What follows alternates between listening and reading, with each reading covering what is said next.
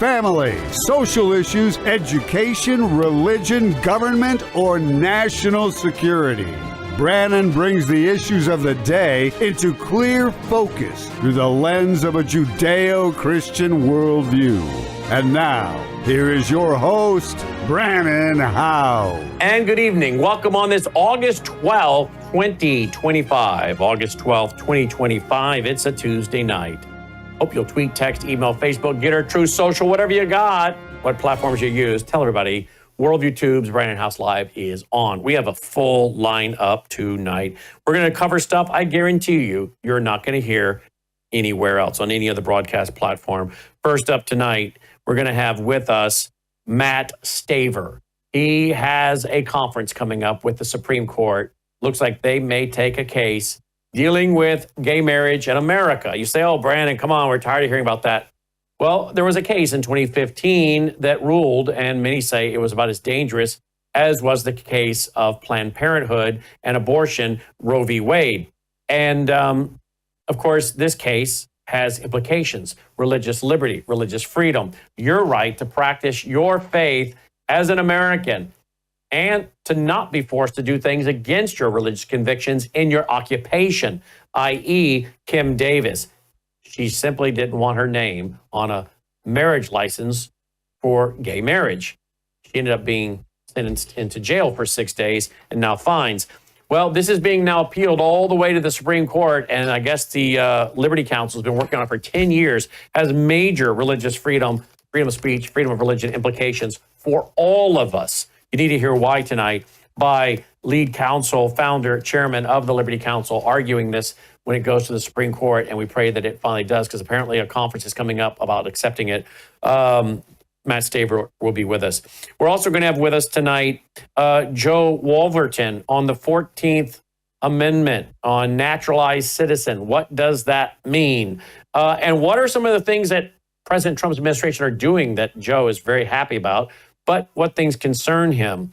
How concerned is he with talk of bringing in federalized police in major cities? Is that a bad precedent? What does the historian, constitutional law scholar, legal scholar, Joe Wolverton think about that? Then we're going to be joined by Annie Cyrus and Amin Berardi. Amin has been a friend for many years. Of course, you know Annie has. Well, there is a man from Iran who came to America. He's a pastor. He's a minister. He was doing everything by the law. You're going to hear it tonight. He was dotting every I, crossing every T with the help of Amin's ministry out of Colorado, because he was being hunted because he was found to be a minister of the gospel, a minister preaching the gospel to people and giving out tracts, getting baptized as a Christian. He came to America. He got a Social Security number and so much else, legally making him no longer an illegal alien, but somehow he got scooped up just a few weeks ago, 8 weeks ago, and is in jail, even though there are no charges against him. Now, we're not going light on illegal aliens, but there is a process for people who particularly know their life is under threat to have sanctuary here in America. So mistakes happen. This one, I think, is a mistake and needs to be corrected. You need to hear about this story tonight. And former Iranian and Christians, Annie Cyrus and Amin Berardi, will be with us tonight to talk about that. Then our reporter and tour guide on the ground in Israel, Aharon Levarko, is going to join us. We're going to play several clips, several, from an interview that Tucker Carlson recently did with a lady who turns out to be George Stephanopoulos' sister. And you're not going to believe some of the things she had to say to Tucker Carlson about Christians and Christian Zionists and Israel and the Jews and the Temple Mount and Christians that study the Bible and believe in what the Bible teaches about the end times. Tucker let her sit there, spew this, never push back, because I don't think, quite frankly, Tucker knows enough about the Bible to push back, or the truth about Israel to push back. Certainly not enough about Christian Zionism. And he apparently doesn't want to have on anybody on the other side to offer up the truth. We're going to play some of those clips and then have Aharon Levarko respond. doing something Tucker's not doing, presenting both sides. We'll hear from this lady who is Tucker Carlson's, George Stephanopoulos' sister, what we're told. And we'll hear what she has to say, and then Aaron will respond. Why can't Tucker do that? So I guarantee you, we're going to cover things tonight you are not going to hear anywhere else. Hey, before we get going here, first up with Matt Staver, don't forget about our national conference coming up. Go to worldviewstore.com, worldviewstore.com. Take a look at this. Today, we put up not the hotels are already there. We put up all the local restaurants we recommend. Now, these are my favorites, the commissary. I ate it there the other night. It's barbecue. It's amazing. A lot of these are great restaurants. This one here is run by a friend of mine, Chow Baby. There are a lot of great restaurants here, folks, right here in our town. We gave you a list of the ones we like. And that way, it'll make it much easier for you for our national conference, Friday night, October 3rd, Saturday, October 4th. We also put up here for you the times of the conference, because a lot of you are asking about that. And there you go. Friday night, 6 p.m. to 10, Saturday morning, 8:30 to noon, lunch break from noon to 2, afternoon session 2 to 6, dinner break 6 to 7:30, and then evening session 7:30 to 10. We got so many great speakers, folks. There are only 350 seats. Look at that beautiful auditorium here in Collierville, Tennessee. I've been living here almost 21 years. It's a beautiful town. It's a safe town. It's an upscale town. When you come to town, you'll understand why we say that. Many people come here and are like, wow, this is really a gorgeous area. Like, they're shocked. I'm like, yeah, it is. That's why I live here. It's a beautiful area, Southern hospitality. People are so nice and kind, and you're going to love it. Germantown, Collierville, it's awesome. I love living here, and you're going to have a great time here. So drive in, centrally located, right outside of Memphis, 30 minutes outside of Memphis, and we're going to have a great conference. Only 350 seats, and that gives you plenty of opportunity to walk up and actually talk to our speakers in person. Gordon Chang, Sidney Powell, Hadia Miramondi, Andy Woods, Chris Martinson, Rasmussen's lead pollster, Mark Mitchell, Alex Newman, Dr. Lana, myself. It's going to be great. You're going to want to be in the room with like-minded Christians, like-minded conservatives. You're going to love it. You don't want to miss out being here. Tickets are only $99. We lowered the price because we're saving a lot of money by bringing it here. And so we decided to pass on the savings to you. What's up, girl? What's up? You excited about the broadcast tonight? We got quite the show tonight, don't we? You're really pretty excited about it, I can tell. Yep, you are. So again, check it out. You know what? Dolly will probably make an appearance during the weekend, maybe more than once, because I bet a lot of you would like to see Dolly, maybe get your picture with Dolly. Would you like to meet folks, Dolly? Would you like to meet everybody? Would you like to come to the conference and say hello to everybody? Huh? You want to go? You want to go? Worldviewstore.com, worldviewstore.com. Boy, you're in a good mood tonight. Hey, before we get going, look at here. Look at here. Dolly, you get this every day, don't you? The Gatatana. Yep, you get the Gatatana every day. I take a scoop. She gets half a scoop on her food every day. Go to, that's right, melissahousegpa.com. It's a powerful phytoplankton. It's also good for the dog's teeth, by the way. Loaded with nutrition, all natural, gets down to the cellular level to feed the mitochondria. Boy, she's scratching the door to get into the control room. Apparently she wants to say hello, boys. Oh, wow. Remember the guy who developed it, had a terminal disease diagnosis, started eating this. Test results came back benign. Lived another 10 years, retired to Hawaii. I'm not making claims. I'm just saying. Proof is in the pudding.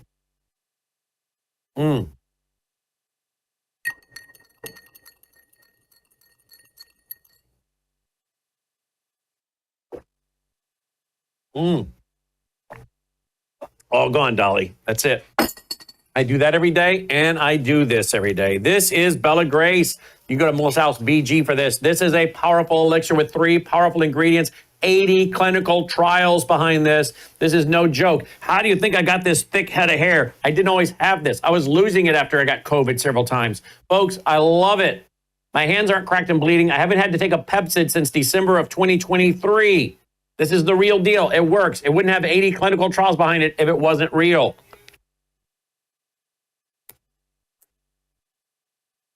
That's all there is to it. Roll it up like a tube of toothpaste so you don't waste any of it. But not only do they have this great elixir, they got a sleep, a gummy. They've got skincare that Melissa loves, and they have the all-natural Belly Grace plant-based weight management. Okay? So there you go. Melissa Howse, BG.com, Melissa Howse, BG.com. Do that every day. And of course, I also swish every day with my Numi, which I can't do that on the air because I have to be quiet for 3 minutes.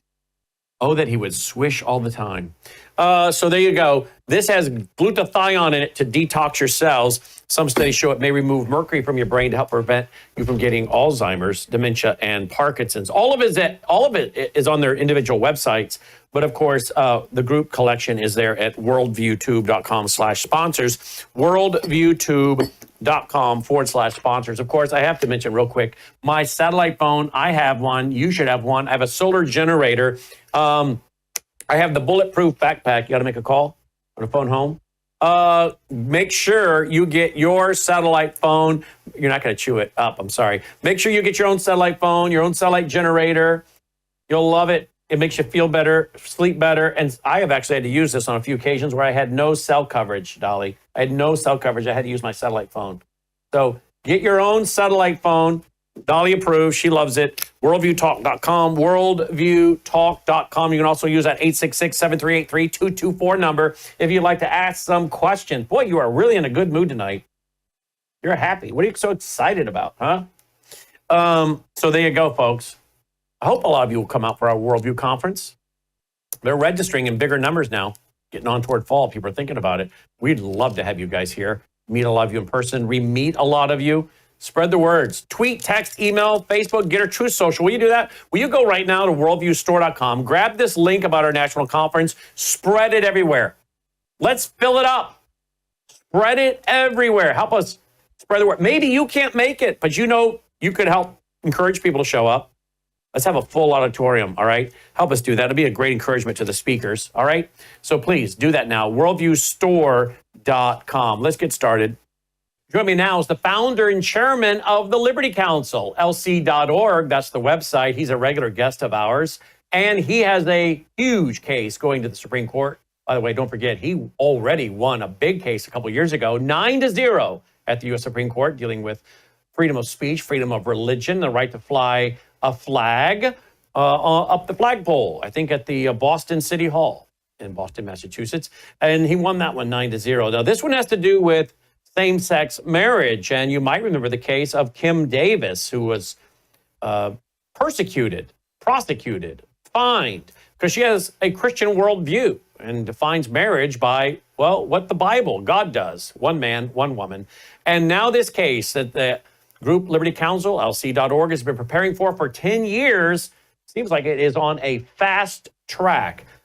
Let's get a report tonight from Matt Staver. Matt, welcome back to the broadcast. Thanks for being with us. Thank you. Good to be with you, as always. So 10 years you've been working on this. Give our audience the background. And is it a guarantee? I know the Supreme Court's going to have a conference on it. Does that mean they have a conference on whether to hear it? Or is it going to be a guaranteed hearing? It's not a guaranteed hearing. They conference this case and decide whether they will take the case. We need 4 justices to vote in favor of taking the case. We need 5 justices, obviously, to win a case.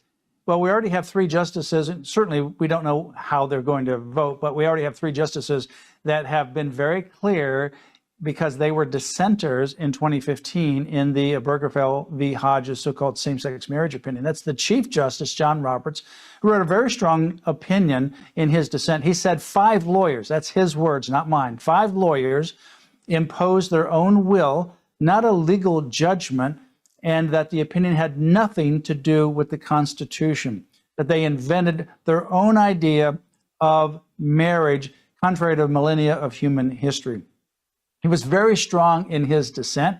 He said that judges and justices cannot make the law, and that's what they did in Obergefell. We also have Justice Thomas and Justice Alito. They were part of that dissent as well. So we have 3 justices that are on the bench that have made strong dissents back in 2015, 10 years ago. And we need 4 justices to take a case, 5 justices to win. But we already have 5 justices in the Dobbs decision in 2022 that overturned the abortion decision, Roe v. Wade, that have rejected what's called substantive due process. There is due process of law, which is procedural. You have a right to be heard, and you have a right to know what the accusation is against you. But substantive due process is judge-made. It has no basis in the Constitution. And that is what Roe v. Wade was based upon. And that is what 5 justices rejected in overturning Roe v. Wade. Those 5 justices are still on the bench. And so that, I think, is critical because that's the same foundation on which Obergefell is founded, the same shaky foundation that Dobbs overturned in 2022. That's Obergefell. So I think we have a good opportunity, compelling facts, because of Kim Davis. She simply wanted an accommodation of her religious faith, and that simply would be removing her name from the marriage certificates. That's all she asked for. Just remove my name and title from the marriage certificates. And that accommodation was eventually given to her with a new governor within 5 months after all this began in June of 2015. And then she got the accommodation with a unanimously passed statute by the legislature in April 2016. So she got the accommodation she requested. But in the meantime, between June 26, 2015, and mid-December 2015, when she did get the accommodation from the newly elected governor, she was sued. And during that lawsuit, she also was sent to prison for 6 days. And they got their license while she was in prison, people that are part of this case. So why is this case continuing? They got their license. She got the accommodation afterwards. She did lose her liberty for 6 days. Well, because they want to punish her. So they went after her personally. And in 2023, they got a $100,000 judgment against her by a jury simply for their allegation of emotional distress, because they said their feelings were hurt. Oh, boy. And therefore, Kim should pay them because she hurt their feelings by not giving them a marriage license with her name on it. And that's where we are now. We are asking the High Court to take the case, to recognize Kim Davis's right to First Amendment as a defense, and to overturn Obergefell, the mess that created this entire process. So what do you think, Matt, are the chances it will be heard? I think we have a high chance. Of course, you never can know until they end up voting. But I think we have a high chance. We have a high chance because we have compelling facts. We have a woman who simply asked for a very simple accommodation, an accommodation which the governor of Kentucky, the newly elected governor, Matt Bevin at the time, recognized was easily possible, which a unanimous legislature actually passed and made it clearly possible. Republicans and Democrats came together and gave the accommodation. So you can have the license, just don't put her name on it. That's all she wanted, right? Just don't put her name on it, because she didn't want to have her name associated with a marriage that does not align with God's definition of marriage as the union of a man and woman. So she's being persecuted, targeted, and imprisoned because she has biblical convictions and a Christian worldview. Yes, and in Obergefell, when that decision came down, the dissenters, particularly Alito, but others, said that what will happen is people of faith will become marginalized. They'll be attacked and targeted because of their position on this issue of same-sex marriage that these 5 lawyers, the Chief Justice's words, invented. And Kim Davis, Justice Thomas later said in 2016, became the first victim of that cavalier opinion. And she won't be the last, and that the Supreme Court needs to correct the mess that it created. So with that as a background, with substantive due process being overturned in 2022, with 3 justices on the bench with strong dissents, with Kim Davis asking for a very simple accommodation, one that she did get. And now she faces $360,000 in fines, and she already has lost 6 days of her personal liberty because of this issue. Those facts together, I think they scream out for the point that the court needs to intervene, take the case, acknowledge religious freedom under the First Amendment as a defense, and acknowledge that the court was wrong in 2015 and overturn Obergefell. 100%. In fact, make it neutral on this issue. That's what, we have some of the other justices that said in subsequent decisions, like in, for example, Dobbs' decision, we have other justices, newer justices that were not part of Obergefell, but they were part of Dobbs. They said regarding abortion, the court needs to become neutral on some of these issues that are not engraft and part of the Constitution. They need to be neutral. And so they became neutral on it. They reversed Roe versus Wade and sent the matter back to the states. Well, there's no same-sex marriage in the Constitution. There's nothing that can, by any stretch of the imagination, be construed to grant a right to same-sex marriage. No way. So in the same way that the justices need to become neutral on it, they need to become neutral on this. Turn it back to the states the way it was before. What they did was they created a mess in 1973 with abortion. They created a mess regarding marriage in 2015. The consequences are catastrophic for Kim, for people of faith, for marriage, for families, for children, and for so much more. Yep. So this impacts every one of us that claim that we're Christians, that are Christians, that want to live out our Christian worldview in all areas of our life, including our occupation. This is a big, big deal, actually. So I need you to pray for Matt. I need you to pray for Kim. I need you to pray for the hearts of the Supreme Court 9 justices. We need to pray that God will providentially open the doors for this conference to confirm a hearing before the court. Now, if that is confirmed, when are they meeting to do that? Sometime in August, right? Well, their meeting, their first meeting will be September 29. It's called the Super Conference because a lot of petitions gather during the summer break, and so they review a lot of different petitions. They have scheduled it right now for September 29 to meet. That could change, but right now that's when they will first come back, and that's their first meeting of the year where they will go over these particular petitions. Then they hear oral arguments the first week of October.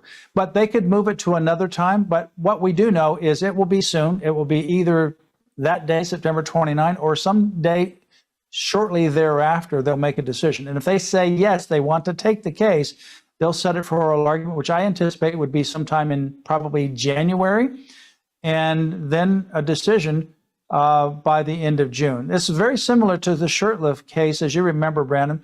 It was on the Super Conference that last Thursday of September in 2021 where the court convened and they met and they decided to take the Shurtleff versus City of Boston case. I argued it on January 18 and we got the decision in early May of 2022. So if they take it, will you be the one arguing it before the court? Yes, I will argue the case if they take it. I'm really looking forward to this opportunity because I think it is a time where the court needs to correct the wrong. Look, somebody says, well, what's the harm? Well, we have a constitutional harm. Obviously, this was invented. There's no basis in the Constitution. The harm also is to Kim Davis. The harm also is to every person of faith and person who believes in marriage as a one man and one woman.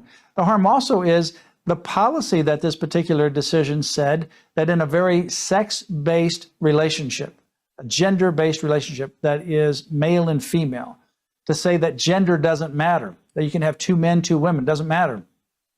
The consequences of that decision go far beyond same-sex marriage because that bleeds over into boys and girls sports, men in private spaces of women, multiple pronouns, polyamory, polygamy, other kinds of iterations of so-called marital unions that you might say. So it has a significant consequence. It also sets as a policy matter, the highest court of the land essentially is saying that children don't need moms and dads. And we know that's a fallacy, that's a lie. Children do best when they are raised with a mother and a father. Amen. Amen to that. So obviously we need you to pray for Matt, pray for the justices, but also you can support Liberty Counsel, lc.org, lc.org.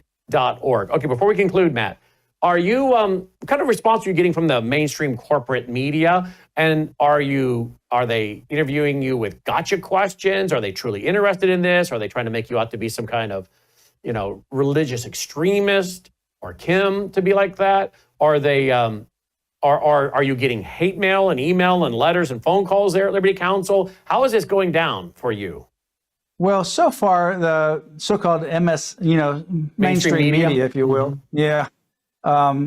The mainstream media has been fairly neutral, and they've been respectful. We did an interview with some major mainstream media, and they were very straightforward and respectful so far. However, what we have experienced is once it gets into some of the LGBTQ media, then there's some really radical, violent people that start harassing us. And we've already had to call in law enforcement to look at phone calls and other threats, because every time that happens where this goes out into the media and it goes into the LGBTQ kinds of rags and intranet programs that they do, then we get direct threats. So we take additional threat seriously, and we're prepared for the threats. We're not going to be intimidated, but I can tell you for sure that the threats have significantly increased. Yeah, I bet they have. Well, again, another reason to pray for Matt and his entire team there at lc.org. And by the way, you can sign up for his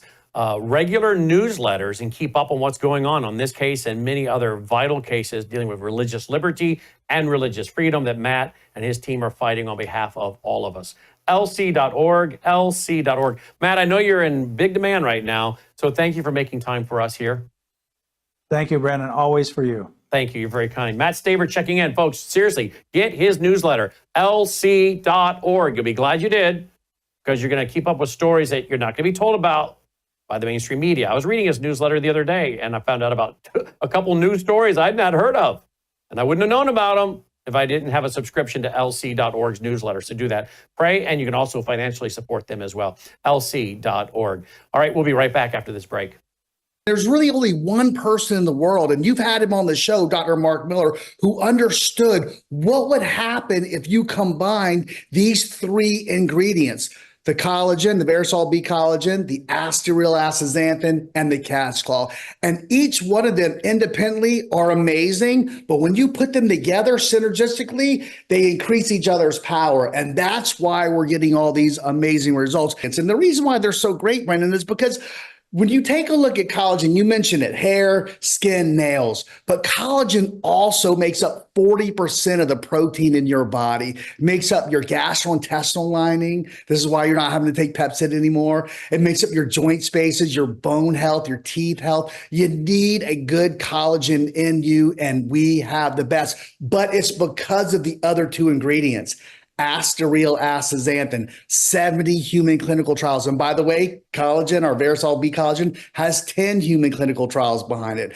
Astaxanthin is water soluble and fat soluble, so we can get and protect around the cell, but it can also get into the cell and protect inside the cell, where it sets up by the mitochondria, the powerhouse energy producing organelles. And when it produces energy, it's going to spit out some free radicals, and we need a great antioxidant to absorb those and scavenge those free radicals. And there's nothing better than astaxanthin. It's 6,000 times stronger than vitamin C, 3,000 times stronger than resveratrol, 850 times stronger than CoQ10, 350 times stronger than green tea extract. It is the powerhouse, the king of all antioxidants.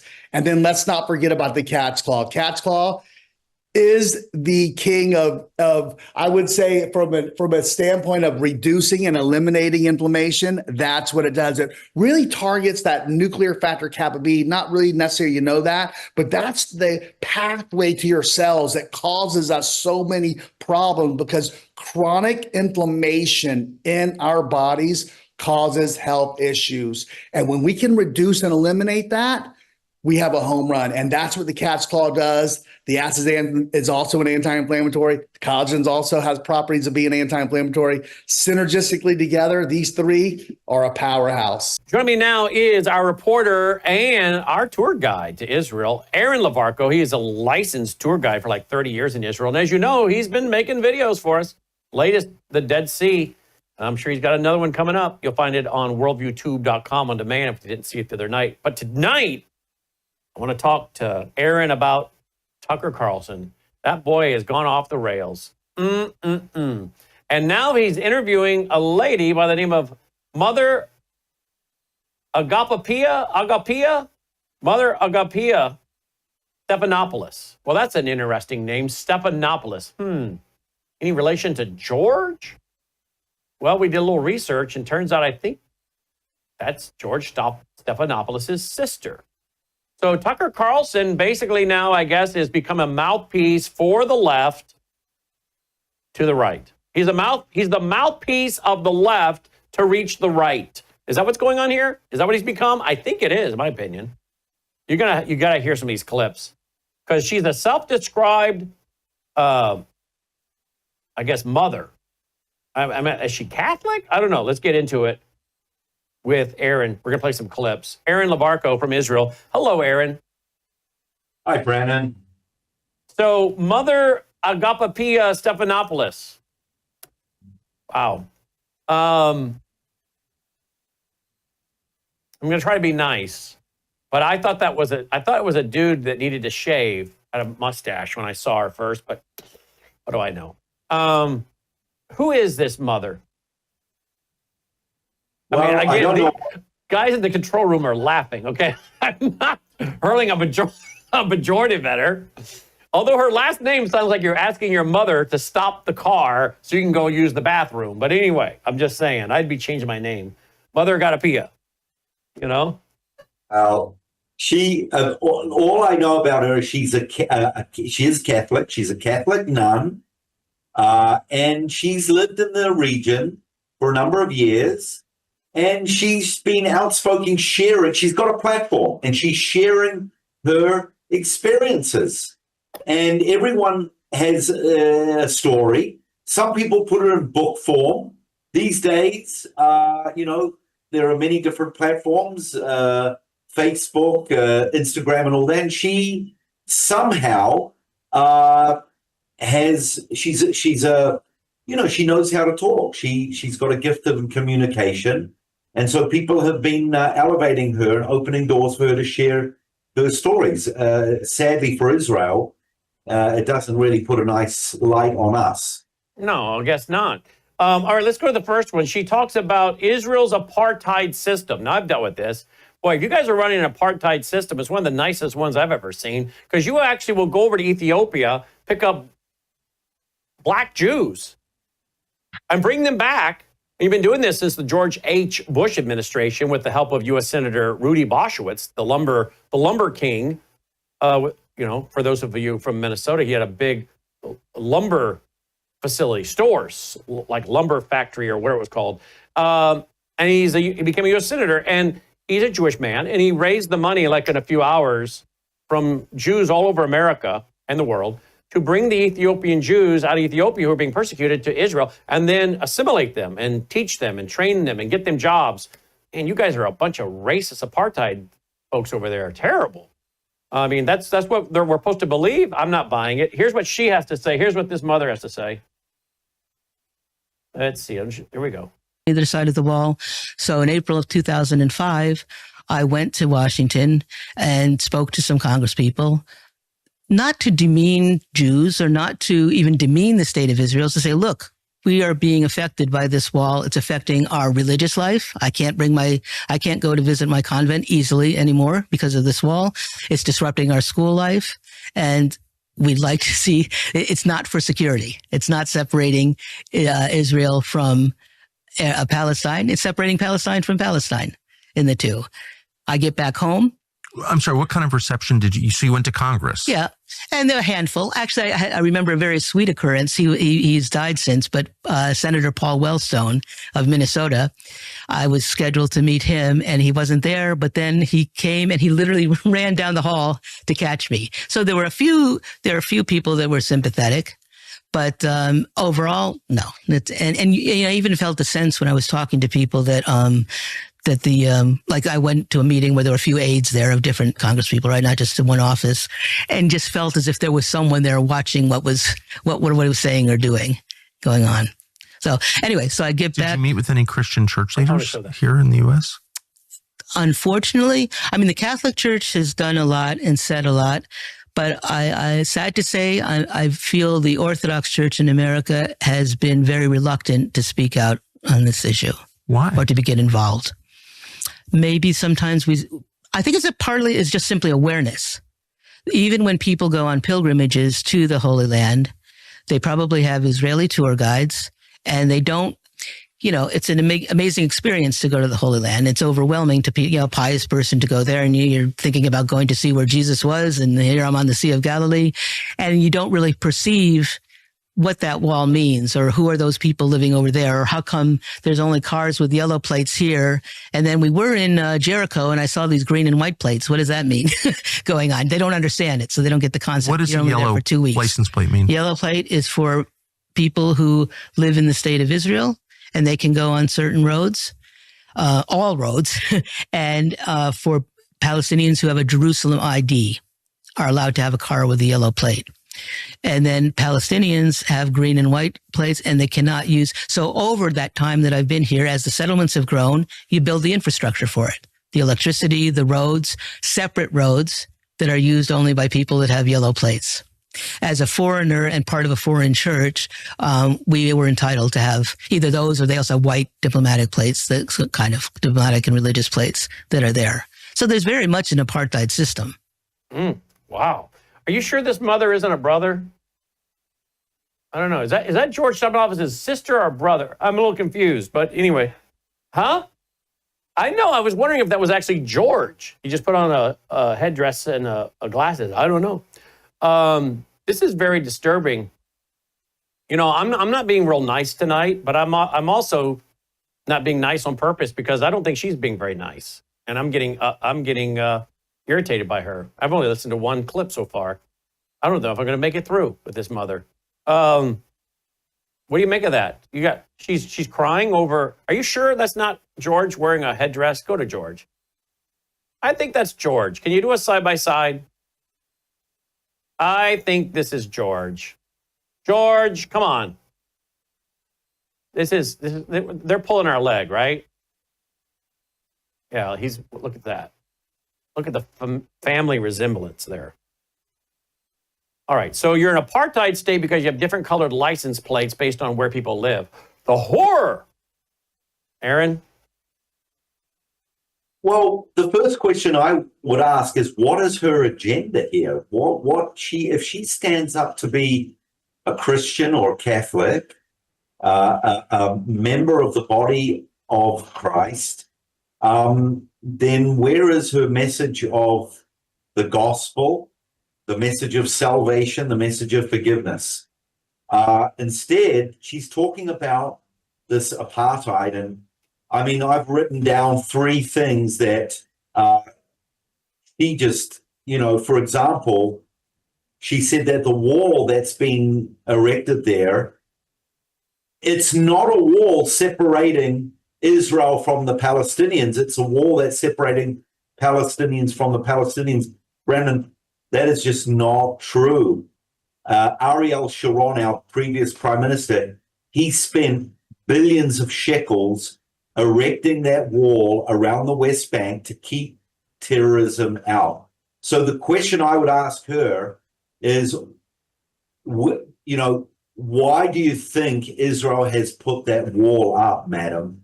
Do we just get up out of bed one day and we think we've got nothing better to do? We're going to waste our time and waste our money putting up walls for no reasons?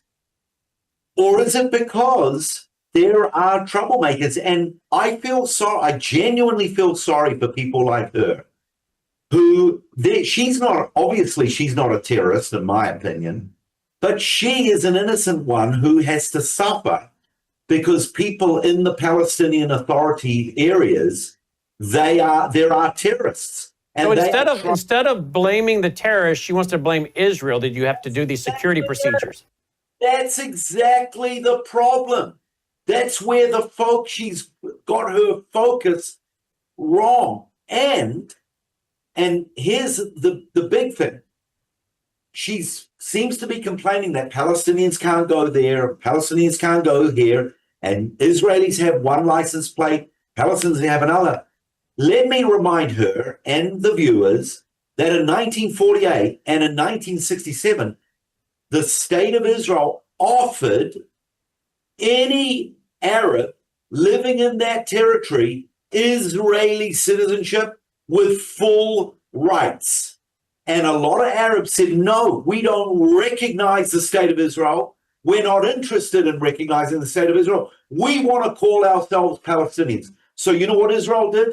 They said, okay, you don't want to recognize us. We're not going to give you full rights, but we're going to let you live in peace. We're going to put some fences around where we need to. And that's your territory, and this is our territory. They had a chance. They had an opportunity to have full rights. Now, many Arabs actually took that chance. They are called Arab Israelis, and they have yellow license plates. But she couldn't point that out because that would destroy the narrative, apparently. Oh, exactly. So why are, in many ways, she's right. There is segregation. There is. But it's self-imposed segregation because they did it themselves. Number one, it's self-imposed, and number two, you've got to. It's like the shepherds of old. They had to separate the sheep, the goats. They had to put their sheep in pens to keep them away from the wolves. Is that segregation? Yes, it's to protect. But it's not out of racism.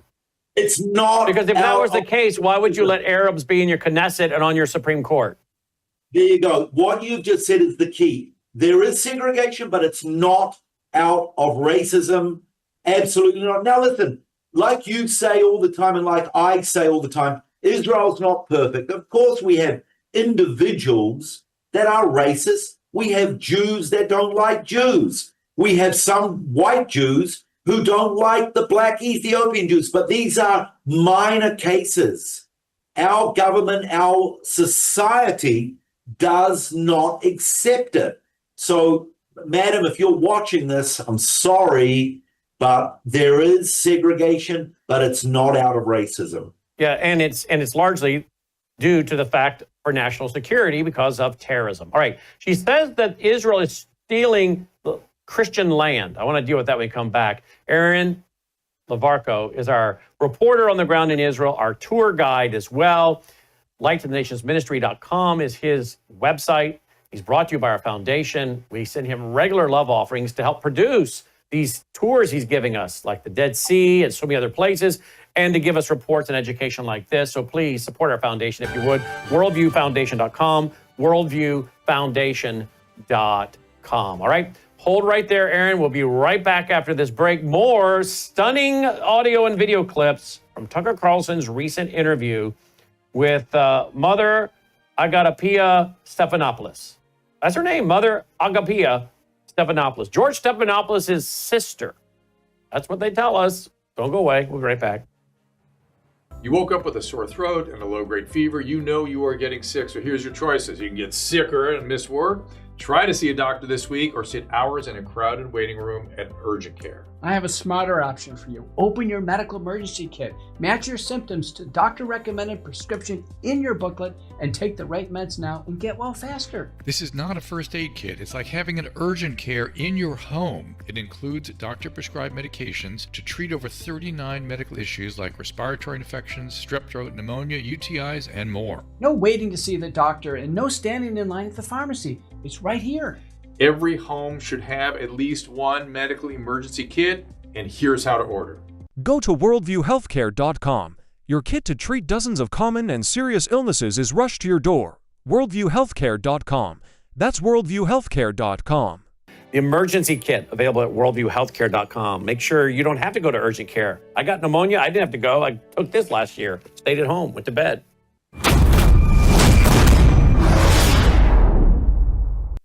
All right, welcome back from the break. As always, thank you for watching. And remember, we are brought to you by you. We are a listener-supported network. Worldviewfoundation.com. Worldviewfoundation.com. Another way you can support us is to join up for our vault. Worldviewtube.com/vault. Have access to 35 years. That's right. We've been doing this a long time. I've been doing this 35 years by God's grace. My radio shows, TV shows, ebooks, audiobooks, transcripts, documentaries, conferences, all my Worldview weekends for our 21 years now in there of the national conference. Been doing Worldview weekends since 1993, but 21 years of our national conferences are in there as well. So much more. If you're a Vault member, you get to live stream a lot of special things. Hey, guess what's coming up on October 7th or 9th? Let me check a look here, folks. I think it's October 9th. Let's see here. Yep, October 9th. We're going to have Catherine Austin Fitz. Catherine Austin Fitz in studio. And for the first hour, she'll be with me live on radio and TV. The second hour, only for Vault members. Only for members of the Vault. So if you want to hear all of what Catherine Austin Fitz has to say, you're going to have to be a Vault member. And if you want to stream our national conference coming up, October 3rd and 4th, you're going to miss out not being here. You really are. But if you can make it and you want to be a Vault member, you can live stream Friday night, all day Saturday into Saturday evening. As a Vault member, worldviewtube.com/vault. Worldviewtube.com/vault. You have to have a yearly membership to live stream the conference. You need to have a yearly membership if you want to live stream the conference. What we don't want is someone signing up for a month and then canceling. So that just doesn't make it worth it, folks. We can't pay the bills that way. So if you want to stream that conference, you have a year membership, you'll be able to do it. Worldviewtube.com/vault. All right, joining me again is our reporter and tour guide out of Israel, Aaron Levarko. We're talking about Mother Agapia Stephanopoulos. And she was on with good old Tucker Carlson, who just keeps going off the rails. He apparently has become the mouthpiece of the left to the right. And now let's go to the next clip of this mother and see what she has to say. Here we go. Now we're getting to the small thousands. I just received a call the other day. Jacob's Well is in the large city of Nablus, in the center of the West Bank, which has been grievously raids take place all the time, and it's very difficult. But what happened the other day was that a Christian-run factory. In Nablus, there's about 600 families, around 600 Christians, a number of churches, and Jacob's Well, which is a very important site to us. We always go there on a pilgrimage when we can. And their factory, no warning, no permit. First, on June 26th, I believe, the Israeli army came in and confiscated some of the factory equipment. And then 2 weeks later, they came and blew up a big portion of the factory. So how are people supposed to have they gave no reason. There was no permit. They have they have lawyers. There has been, as far as I know, to this date, no court order, no reason. And the only thing, quickly what popped into my head, because it's a metal making factory. Okay, they must be using it to make weapons, right? These are Christians who have been there for decades, centuries, I think, even the family. And it's a well-known business. All right. And no order was given. And I almost feel a little worried about saying anything, because I don't know what the repercussions will be with that family, because they have no recourse. Who do they go to? Where's Ted Cruz in all this? Ted Cruz talks about how he's a Christian. Mike Johnson, as the Speaker of the House, talks about how he's a Christian. Well, they talk about it a lot, actually. I think they have to. We have to. I'm not sure that it can be done by. We have to battle AIPAC and the Christian Zionists by the Christians standing up, say, not in my name. We can't be doing this. So if they're getting money from these organizations, then Christians have to have enough concern to say, I don't want this happening in my name. No, and to my brothers in Christ. Right, exactly. And not only it's the real people, the living stones that are there that keep the churches open, that keep things going, but also for our Christian legacy. We're supposedly a country based on a Judeo-Christian heritage, right? But so where is that Judeo-Christian heritage when you're destroying the very foundations of it? St. Jerome translated the Bible in Bethlehem. The cells where he was at are under the Church of the Nativity. You know, the very roots of our Christian heritage are there, and we're letting it be destroyed. Not physically physically by killing the people, but also there's a wonderful person when you talk about resistance. All right, let me just stop right there. First of all, I thought maybe she just had a dark shadow. I think this individual, that's a full-on mustache, isn't it, Logan? Are you? Oh, wow. I think you can, I don't know. I think you can take care of that. Can you not? What is going on here? Really kind of disturbing the whole thing is. And then Tucker Carlson's questions. You know, he plays dumb. He plays dumb.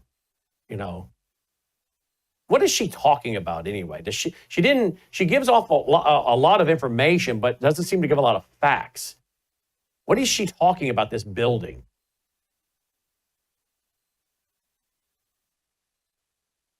You're muted. You're muted. There, unmute. Can you hear me now? Yes. Yeah. So I know very well what she's talking about, Brandon. And once again, she's right. There are times that the Israeli Defense Forces, the IDF, they come in and they blow up factories. But if I was sitting over a cup of tea or drink with her, I would look her in the face and I would say, sister, why do the IDF do that? Just because they've got nothing else to do? Do you really think that they want to blow up or destroy ancient holy sites like Jacob's Well? It's not rational. So what's going on? And I'm really glad she said, well, we're Christians. Just a week and a half ago, Brannon, in the city that I live, Netanya, I was helping a man who has a ministry to the last generation of Holocaust survivors. One of the men that he had as his chef was a Christian man who grew up in the West Bank, which is where she's talking about, Nablus. He told me his testimony. He said, I grew up hating Israel. I was a terrorist. I fought against the IDF.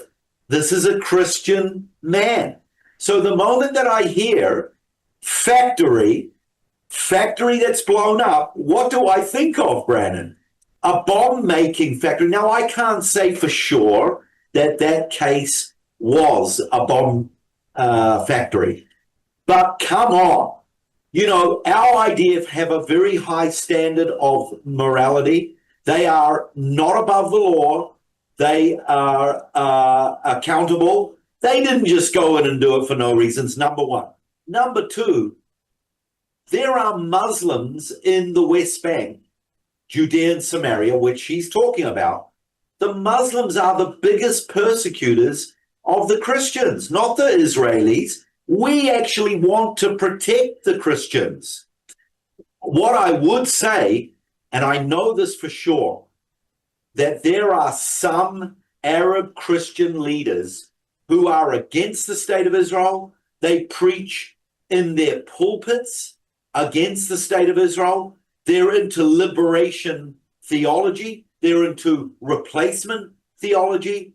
There have been cases over the years where some Christian religious leaders, they will smuggle weapons. They will smuggle terrorists in and out of the Judea and Samaria. So this is what I would say to this dear sister, that you've got half of the facts right. Wait, half of the truth is a lie. That's right. It's a half truth. A half truth. Exactly. Well, but half of the truth is a lie. That's right. You're right, Brannon. Totally right. And that's because she's presenting a story that's not in context, and I think deliberately so, in my opinion.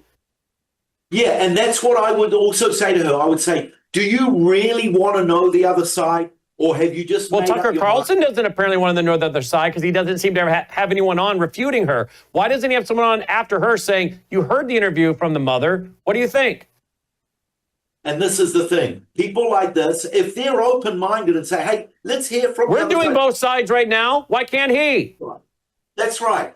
And you know, I meet Catholic nuns all around the country because we have many Catholic churches. We have Greek Orthodox churches, Russian Orthodox churches. I have some very good friends who are Armenian priests, very, very good close friends.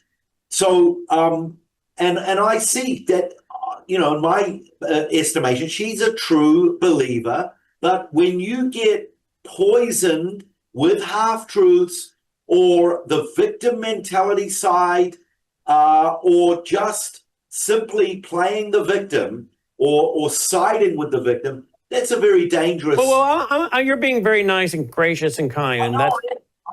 I am being nice because I want to be nice. Yeah. Because I am, but I'm also calling her out. Okay, but you're being very gracious because, and I'm not saying you're wrong to be nice and kind and gracious, but where does this woman get her funding? Okay, that's what I want to know.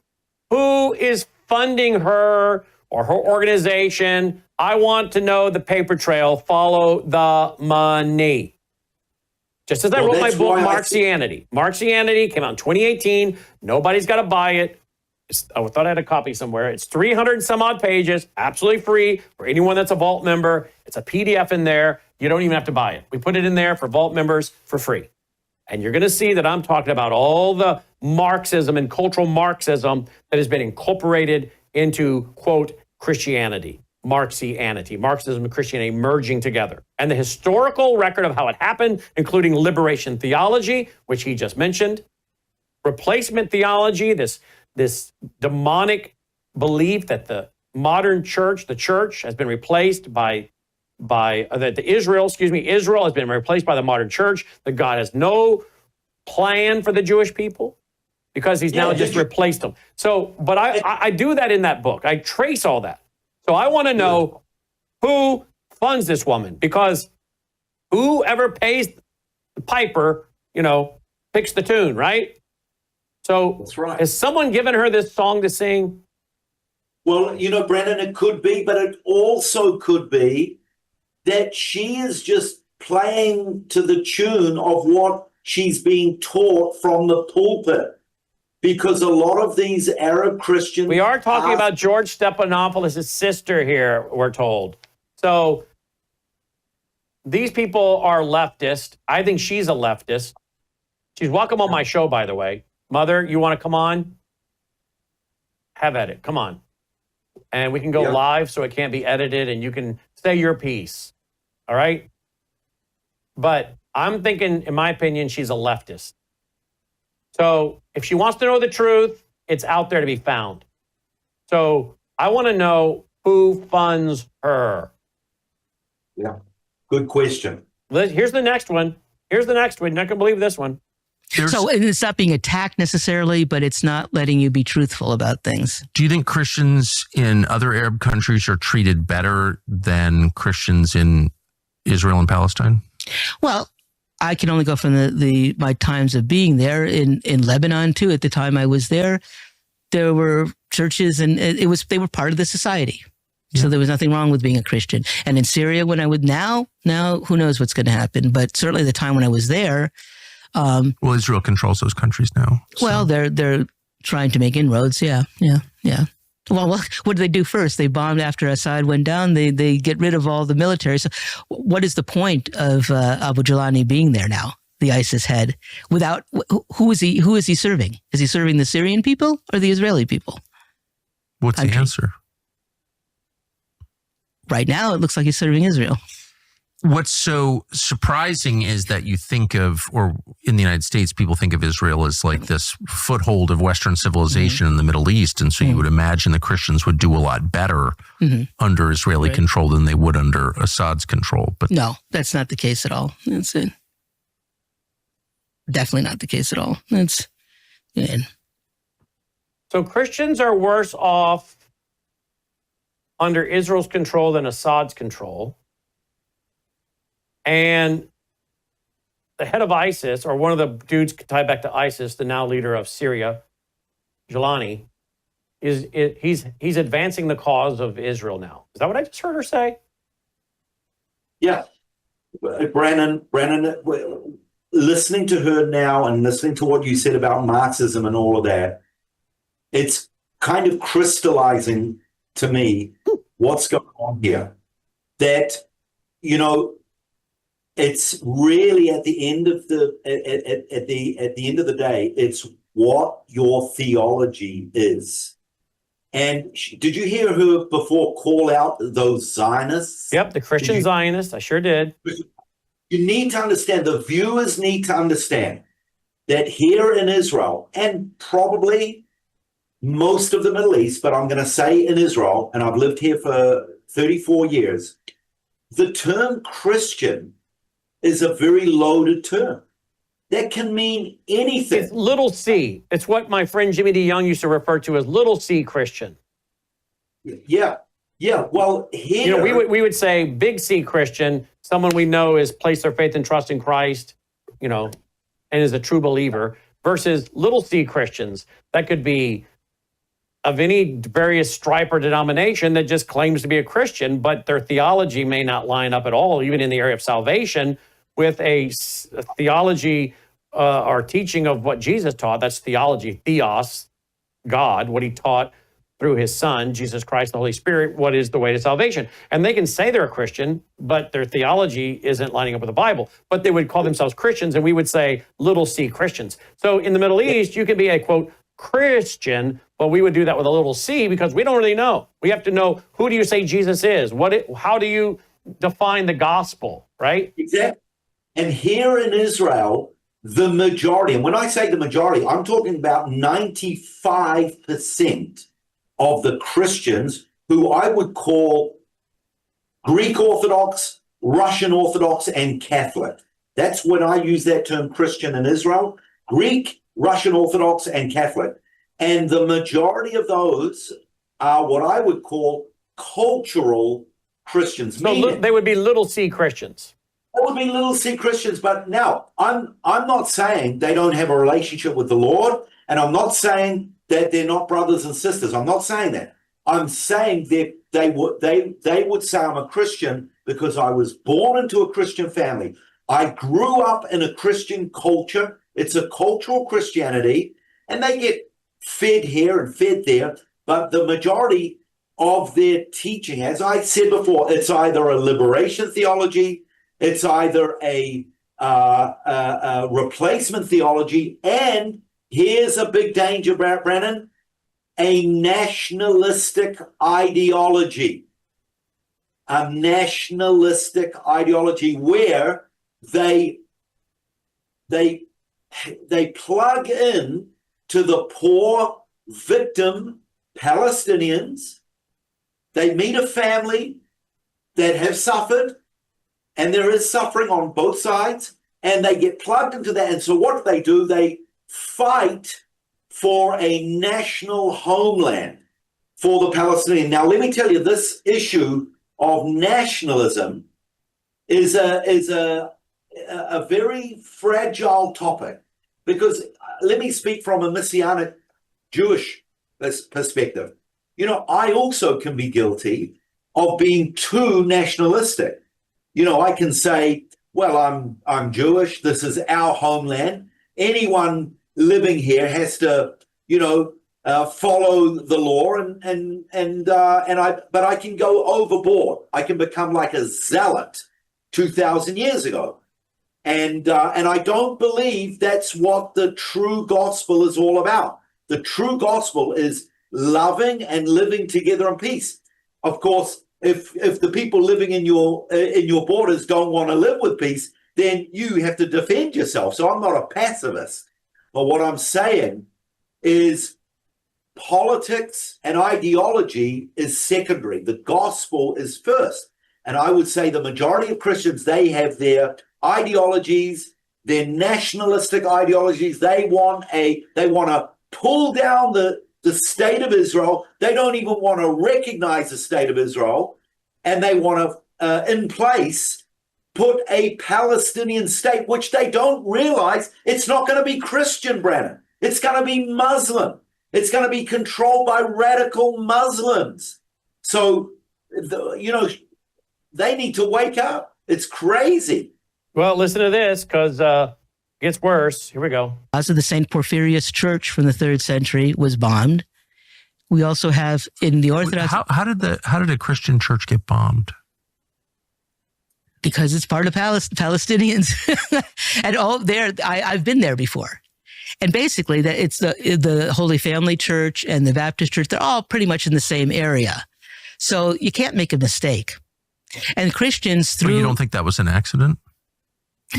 No, nothing's an accident. I mean, occasionally a shell might go off, but no. And certainly the last time with the one where they pointed at the cross. You don't miss that. Well, at the Holy Family Church, the cross didn't topple, but literally inches from it. And I have, in Nablus at Jacob's Well, there's a large church now, and there's crosses on the front face in circles. And the monk always points out to us when I go there, there's a tank shell that was aimed at that cross. You can still see it from an earlier confrontation in Nablus. So don't tell me these soldiers make mistakes. You could, the church in Gaza has, it's pointed and the cross is there in the middle of it by itself. So it's hard to believe that it wasn't. So what would you say to Ted Cruz, the self-proclaimed Christian, supporting tank shells fired at crosses? Like, what is that? Well, I would say, again, it's to disabuse of the notion. It's those same talking points that the congressman gave. Well, but Hamas is the problem and they're terrorists. Well, Hamas is not the problem. So don't use that as an excuse anymore. And we have to defend Christian values, American values, and dignity, freedom for people. Isn't that what we're all about? Having their rights. So Hamas is not the problem. Yeah. Wait a minute.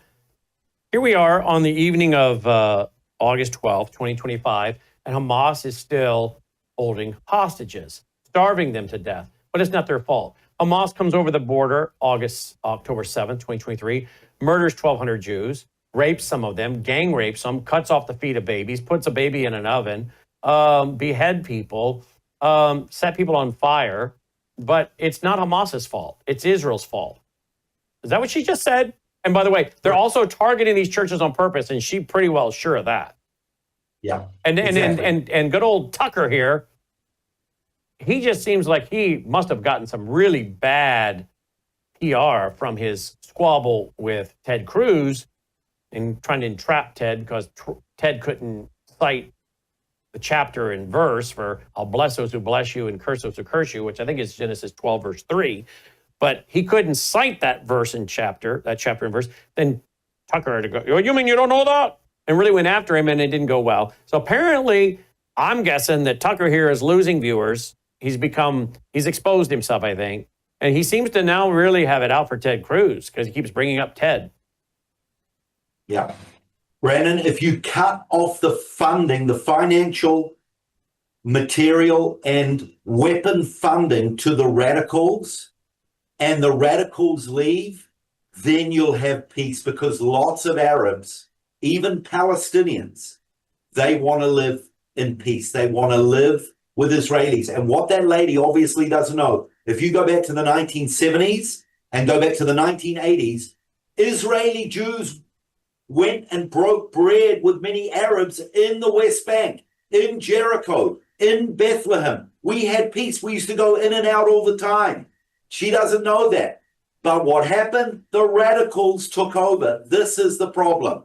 And she obviously is deceived. She doesn't get it. Is she deceived? Does she not know that? Or is she a propagandist? Yeah, good question. Again, you're being very gracious to say she just doesn't know these facts. I'm not sure that's the case. Yeah, and I could well be deceived myself. I don't know if you're being deceived. I wouldn't say you're deceived yourself. I would just say you're being very gracious. I smell a rat. Yeah.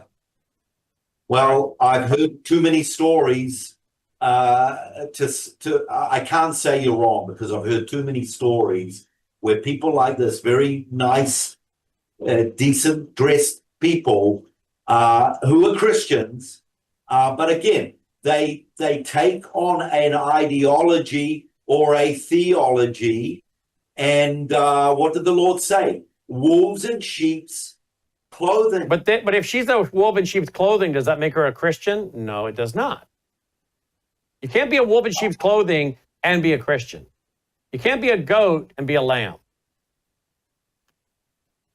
Well, you know, I'm not going to judge. I know you're not, but I'm just saying if we say she's a Christian, which you said a while ago, and then you say we have to be aware of her being a wolf in sheep's clothing, again, we have to start saying, look, I'm not the ultimate judge, God is, but she's starting to espouse theology and things that don't line up with the Bible, and we have to start asking what source is she plugged in with?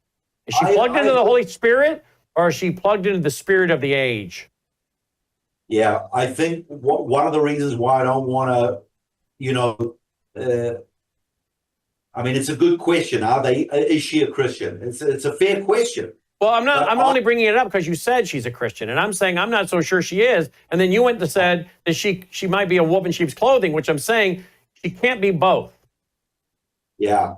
Well, the thing is, many years ago, I went to Bible college, seminary, and my faculty advisor, one of the most godliest, saintliest men that I've ever met in my life, he, not in a dogmatic way, but he believed in replacement theology.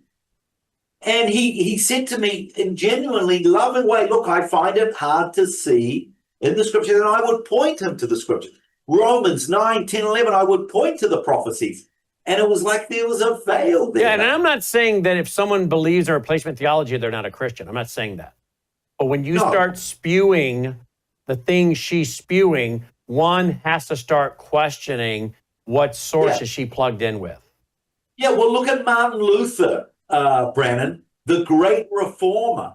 The great reformer. He was who was so anti-Semitic, he was quoted 3 times by Adolf Hitler in Mein Kampf. No one can question some of his theology was brilliant. Yep. But he was in error. He was deceived in a certain error.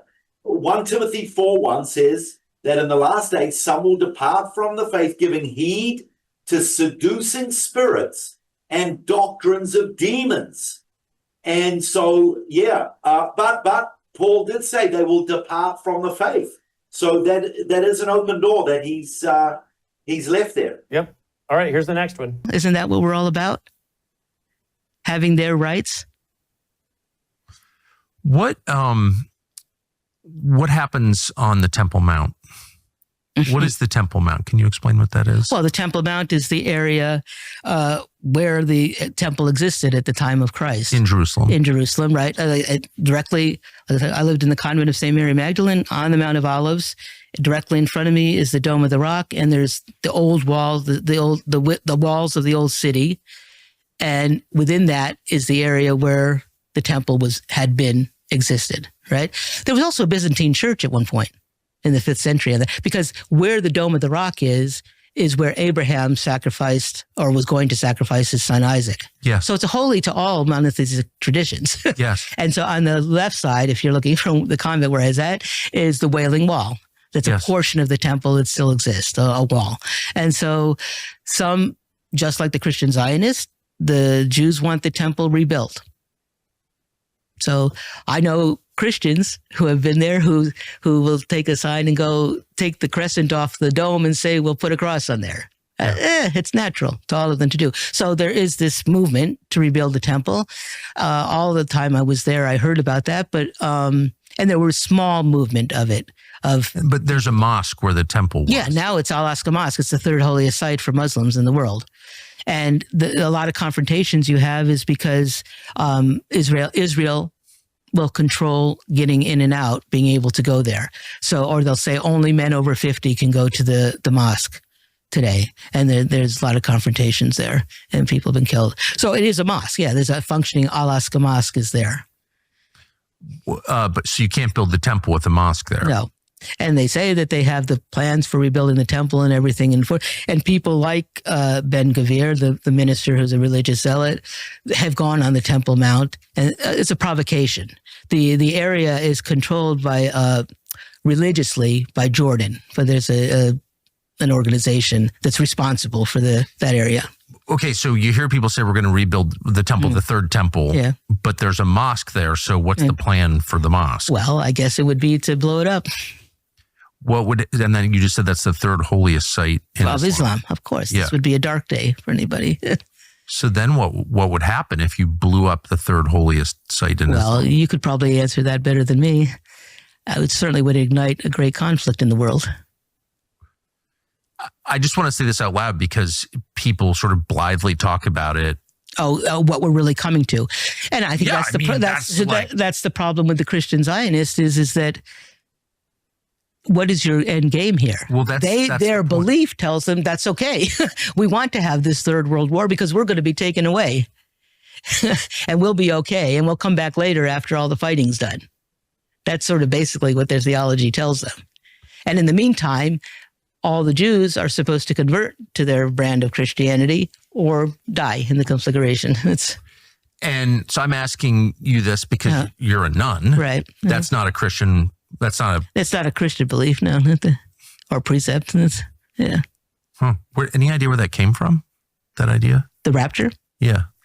Well, like I said, originally the idea of having the 1,000-year kingdom is a heresy that was in the early church, but the real push of all that comes from the 1830s. James Darby, Schofield, or John Darby, Schofield. It's it's a new theology that has no basis in the foundations of Christianity. It has nothing to do with it. How do you think this story ends? Francis, and you got Donald Trump recently went there a few months ago. We're saying, hey, this is laying the foundation for an interfaith dialogue. We might end up with both of them together. But she's leading it to sound like we all Zionists want to blow up the mosque. Baloney. Firstly, that's not what I was going to say, even though I agree with that. What I was going to say is that when we all talk about it online here, we talk about what the scriptures say. That's true.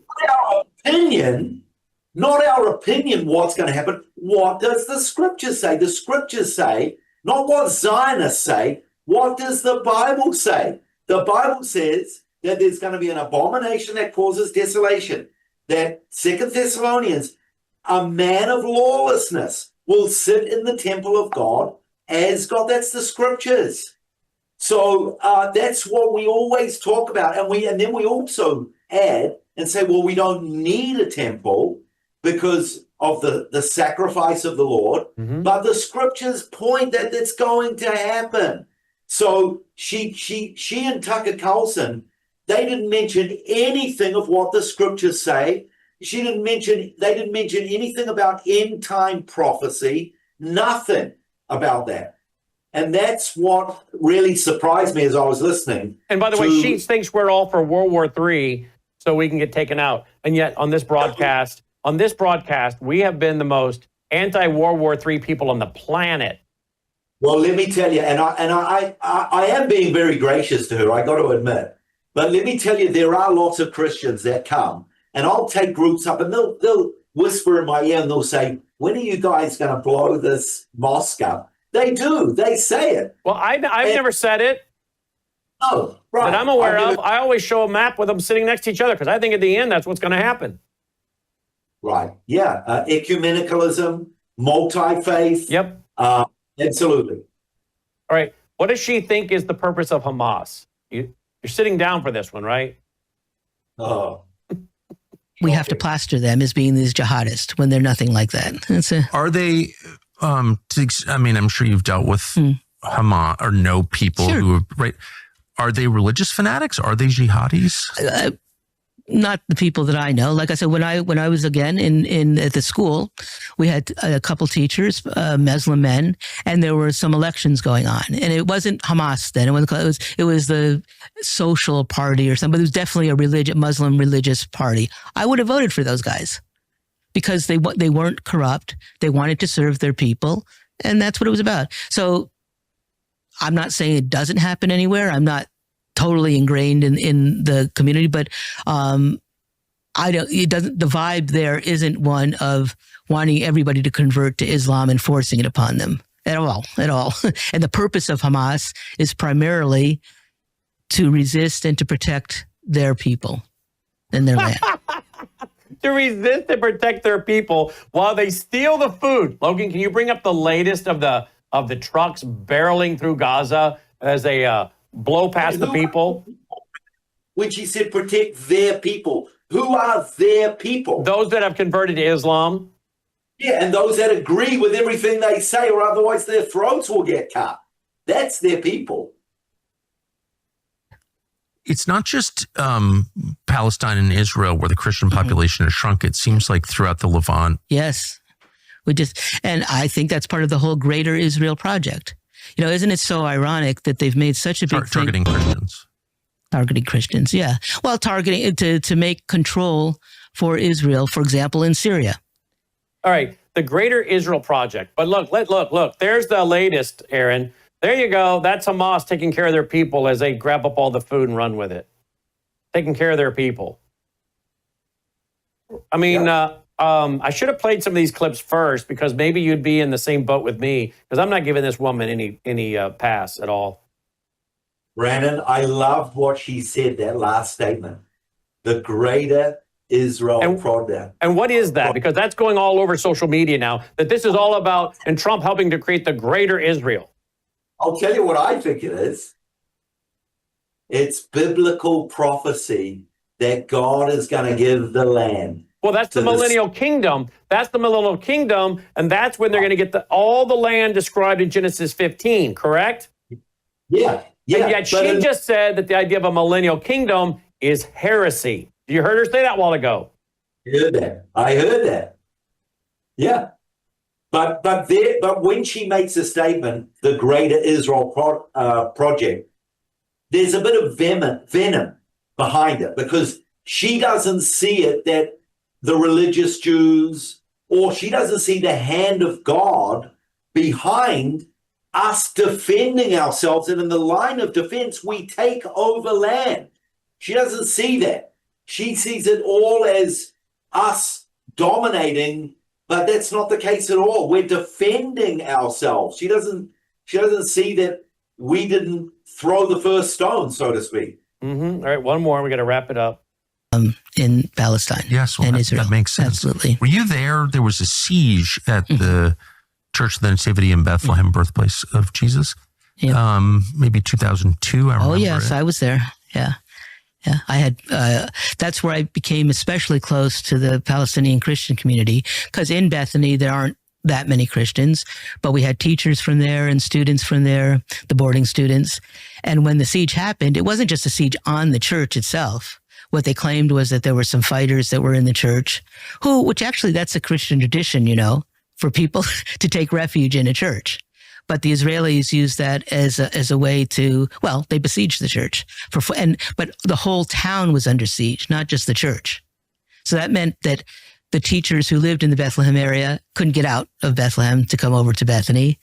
People couldn't get food and medicines. After a while, it became, I would get calls and saying, my neighbor has epilepsy and we cannot get a new medication for her. Can you find a way to get something in, through a care organization into us? And finally, when the siege ended during that time, I remember a doctor telling me describing how someone had been shot in his house. And he was bleeding to death. And he was calling the doctor, what do I do? What can I do? And the doctor literally heard him just bleed to death during that because no ambulance, nothing was allowed. And after the 40 days, roughly 40 days, which is ironic, I went in there and I met up with some of the people. Everything was strewn with garbage all over the streets, the bullet holes. What Israel likes to do is destroy. Not only do they control the place, but they almost take glee. And we're not talking about Hamas time. We're not talking about, 2023. We're talking about 2002. They would go through the town of Bethlehem and purposely with their tanks, the smaller ones, like knock over the light poles or the things that are garnished with Christmas trees, decorations and things, and knock them over in the middle of town, or pull their bulldozer and smash a car. But again, that same resiliency of the Palestinians, the Samud, I have a photograph. Aaron, you want to respond to that?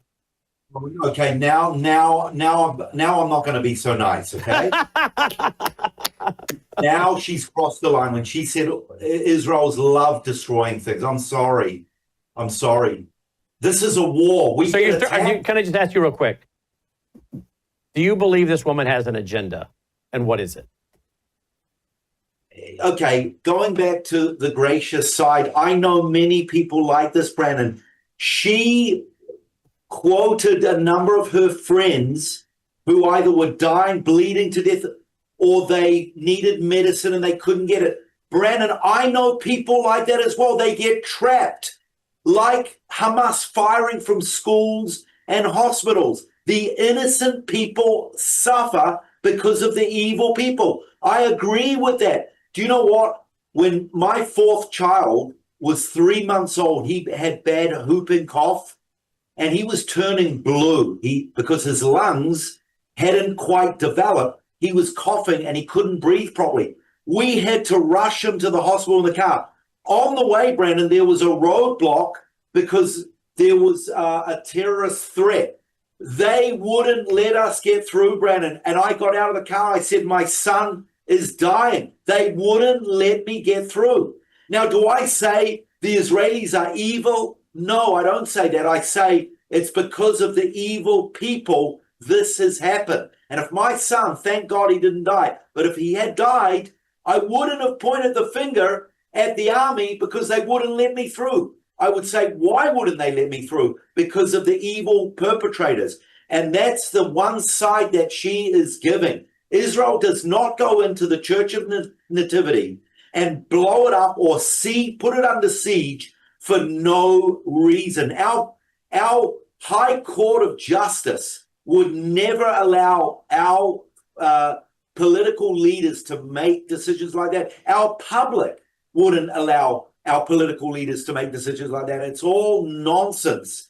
Now I've not much grace for what she's saying. Do you think she's lying?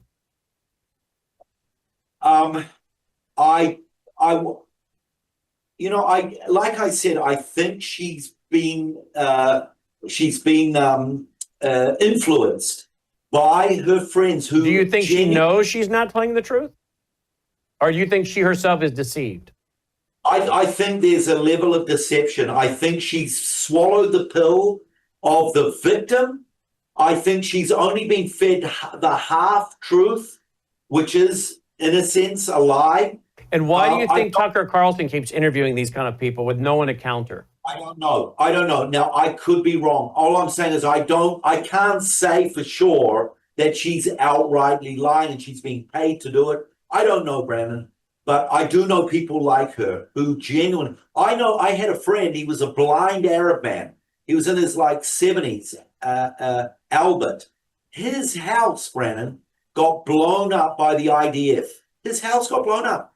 And he came into the shop where I was working. I used to work in a Messianic bookshop for 12 years in the old city of Jerusalem. He came in brokenhearted. He told me what had happened. And I said, Albert, I'm so sorry. He was blind. And he whispered in my ear because he didn't want to say it out loud. He said, I don't blame the Israelis. I know very well why they did it. Because the terrorists were firing from my bedrooms and my kitchen. That's what he said to me. Poor Albert. Thank God he's gone to be with the Lord now. So he wasn't deceived. He knew what was going on. He had to be careful speaking up about it. And maybe that's her problem. Maybe it's fear. Maybe she doesn't want to speak out the whole side. Well, then she should agree not to do the interviews because. That's fine. I agree because she's doing damage. She's doing damage by saying that all the Israelis want to do is destroy. Wow, that was a tough one. All right, here's her closing comment. Has no basis in the foundations of Christianity. It has nothing to do with it. How do you think this story ends? It depends on us.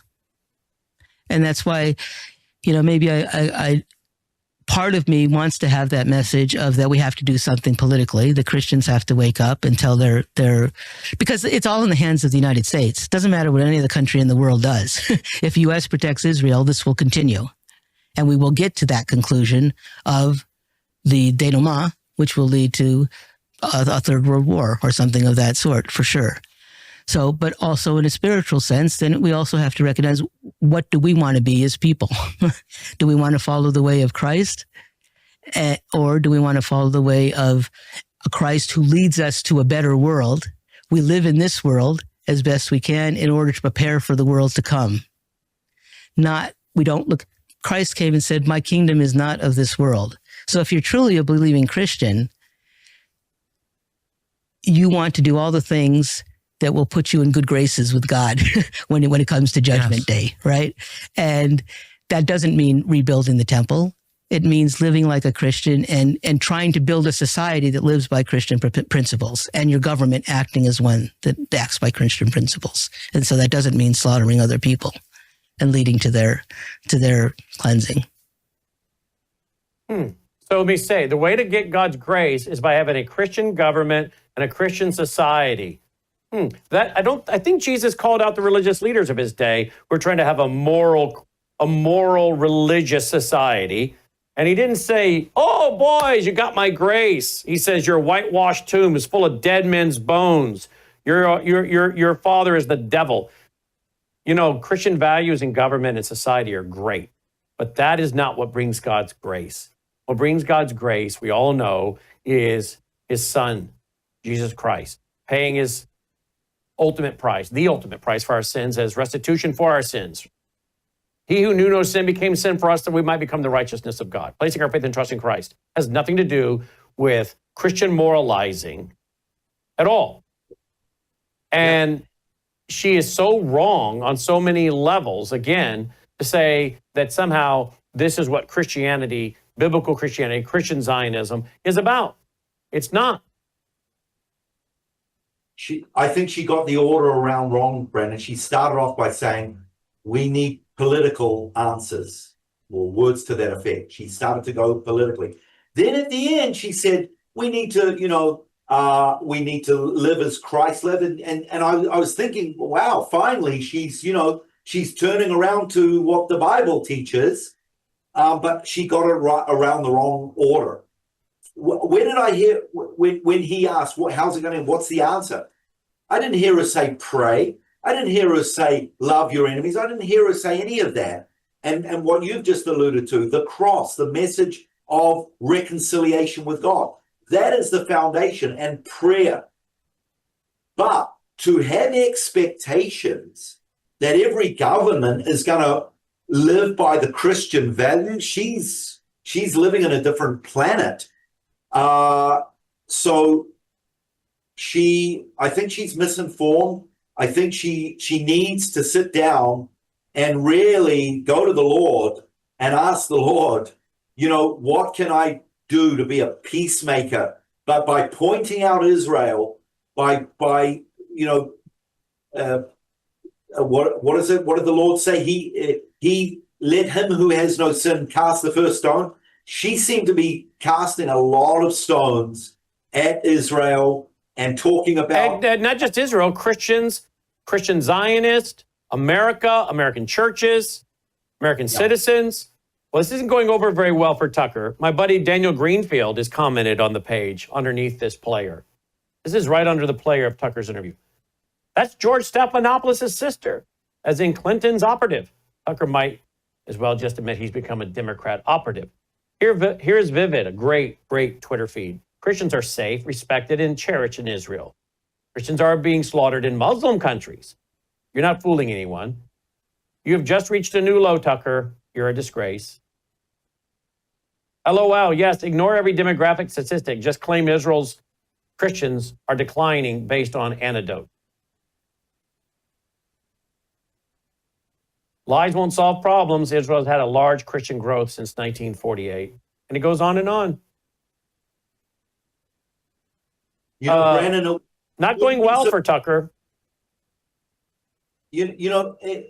Part of me wants to believe that Tucker is genuinely looking for answers. He's looking to find out what's really going on. And so he gets someone who calls herself a Christian, her perspective.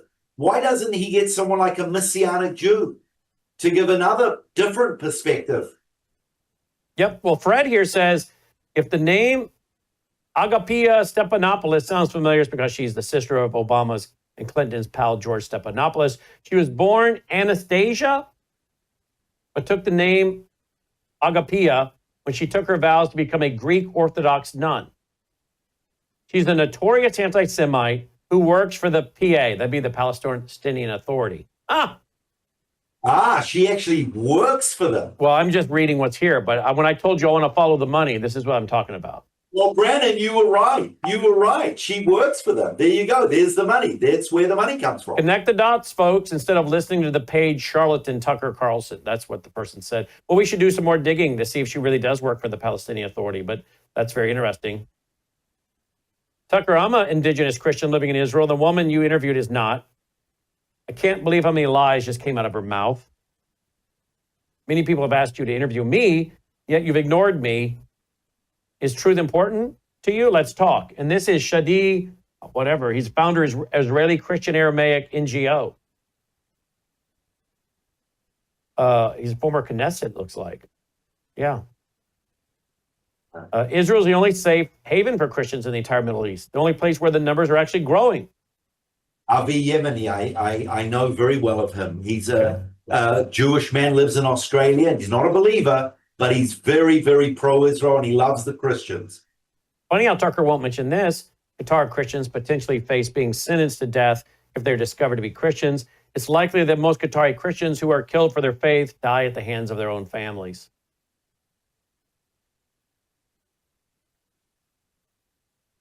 I think I know that guy. Yeah, that guy's been in my studio before.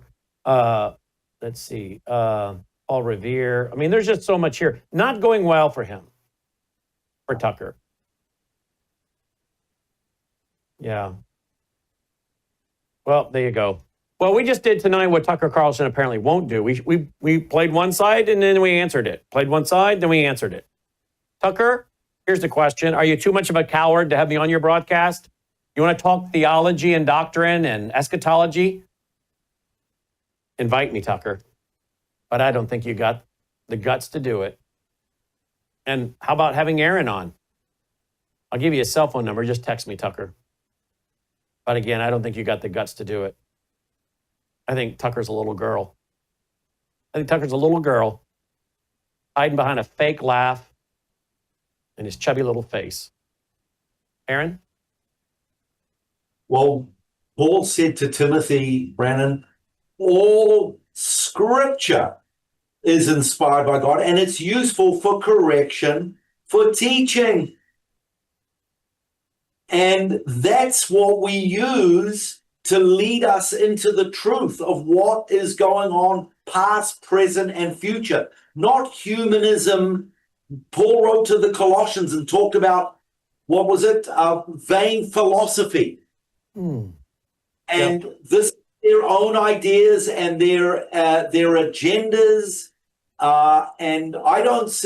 Did you hear any of them mention a verse from the Bible? I didn't. No, but you and I quoted plenty. Yeah, that's right. And that's what I said before. That is the basis of where we're coming from. I don't think Tucker knows the Bible. And if he would let me interview him live or I interview him, we'd find that out real quick, I think. That Tucker doesn't know the Bible. Yeah, and remember we watched him take on Ted Cruz. And sadly, I don't think Ted Cruz knows the Bible that well either. I agree with that. He really needs to have someone that, maybe why doesn't he get a true biblical Zionist? Why doesn't he talk to Mike Huckabee, someone like him? Yep, indeed. LightToTheNationsMinistry.com. Aharon Levarko, always great, Aharon. You do a great job. Thank you, Aharon. Thank you. God bless. We'll be right back after this. News is moving faster than ever, and so are we. Worldview Tube brings you 24/7 live stream coverage and now real-time alerts when it matters most. Once you have the Worldview Tube app installed, exit the app and navigate your way to Settings. In Settings, locate the tab labeled Notifications. Select the Notifications tab. Scroll down until you locate the Worldview Tube app icon. Select the tab, and here you can turn on and customize your notification experience for the Worldview Tube app. News doesn't wait, and neither should you. Turn on push notifications to stay informed. Every headline as it happens.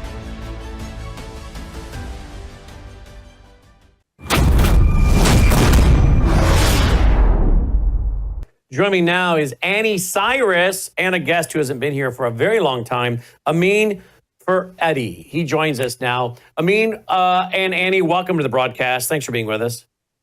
Thanks for having us, Brannon. Amin for Edie. I'm sure I'm pronouncing the last name wrong, incorrectly. I got Amin part. I get that part. Why don't you pronounce the last name, Amin? Faridi. I'm doing pretty good for a guy with dyslexia. Amin has been a longtime friend, although we haven't had him on the broadcast for a while.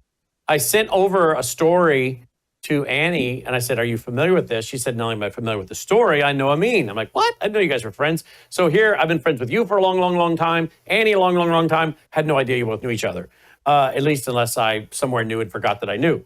But there you go. We're going to talk about a few things tonight. One, we're going to get with Annie here in a minute about what's going on in Iran, as she likes to prefer I say it, versus Iran. But first we're going to talk about someone from Iran. Now, Amin, you are from Iran originally, right? Yes, sir. Okay. And you now run a ministry. Let's show it. Here it is right here. It's IranChristians.org, or as us Americans say, Iran. IranChristians.org. And so we've got a situation here where most of us in America want to see the illegals moved out, particularly the gangsters, the MS-13, the Venezuelan gangs, Hamas, any of these people, right? Hezbollah people, any of these folks. But in the process, we have now gotten reports of a few folks caught up in it who have been hauled off by ICE. One in particular. Tell me about this gentleman, and I guess he's now been in custody for 7 weeks. Who is he and how did this happen? His name is Mehrdad Medipur. He was among the 11 that were arrested the day after the B-2 bombers went to Iran. This Iranian Christian man lived in our home for the past 2 years. Lived in your home? Yes, sir. He came to America through the southern border, illegally entered, but it was in the custody of... He did illegally enter? Yes, sir. Okay. He illegally entered the U.S. He was in the detention center. We wrote to ICE and to the judge, and they released him to our custody. He was paroled. They call it admitted and paroled to our custody, and we fought for his asylum, proving that he has a legitimate fear of returning to his country. And that country is Iran. And the reason he would have fear is because he's an avowed Christian pastor. What is he? Not only that, he was running one of our underground Christian print shops, producing thousands of tracts and distributing inside Iran, which is absolutely a very, very dangerous work and endeavor to So he was carry running out. your print shop, producing tracts in the Bible and the gospel. Yes, inside Iran, yes, and distributing them. And as a result, his life was in danger. He was threatened directly. The Iranian intelligence agencies contacted his phone number, and then they threatened him. They say they know who he is, what he is doing, and all that. And he said his blood, it is halal, meaning it is now at their, because of the sin he has committed. He has made his blood completely permissible to be shed by. So in other words, the Islamic regime, their secret police or whatever they are, basically said, "We're going to come kill you." Yep, that's one of the threats. They also came to his work and collected some evidence, asking the people he evangelized in Iran where he was.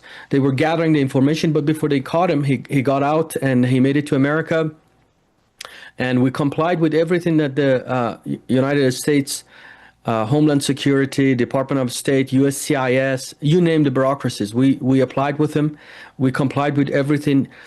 His legal asylum case was presented to USCIS, Homeland Security, Denver Court, and ICE. So they had everything, and they know where he was. The DHS issued him a social security number and a work permit. We have those. We had his parole authorization, and he went to one hearing November of last year, and he had another one coming up November of this year. But they poured into our home. They came to our door, handcuffed him, and took him. FBI came and then took him as. And then the allegation was that he had living with another Iranian, which was here since 1991, illegally. And that gentleman supposedly had an extensive criminal, and they were in the same residence, which everything I just said, it was nothing but a lie. We don't know who that man is. He never lived with that man. He always was here. And that's part of the lies that they put out about him. And then they took him in. It's been 8 weeks now. Now, who's doing he that? has actually. Why would they put out a lie he was living with someone with a criminal record when he's been living with you the whole time? Because they had nothing against him. Absolutely Who's nothing. lying? DHS and the ICE were both lying. Then why would they want to do this to a guy that's here and going through the process, got a social security number, got a work card, he's a Christian? Oh, wait a minute. Maybe because he's a Christian, but wait a minute, that can't be going on under the Trump administration, or there are still a lot of Biden holdovers in the DHS? Well, I have my assumptions for sure. One of them would be that he was an easy target. He was an Iranian, and this is after the war, right the day after the bombers went to Iran, and the freaking Islamic regime of Iran came out and said we have sleeper cells in America, and we will activate that sleeper cells. He was an easy target for ICE or FBI to get picked up. And instead of they actually go after those sleeper cells, they picked up somebody like this brother in the Lord that they knew where he worked, where he lived, everything. So. Oh, Annie, I want to bring you in on this. Annie, what are your thoughts?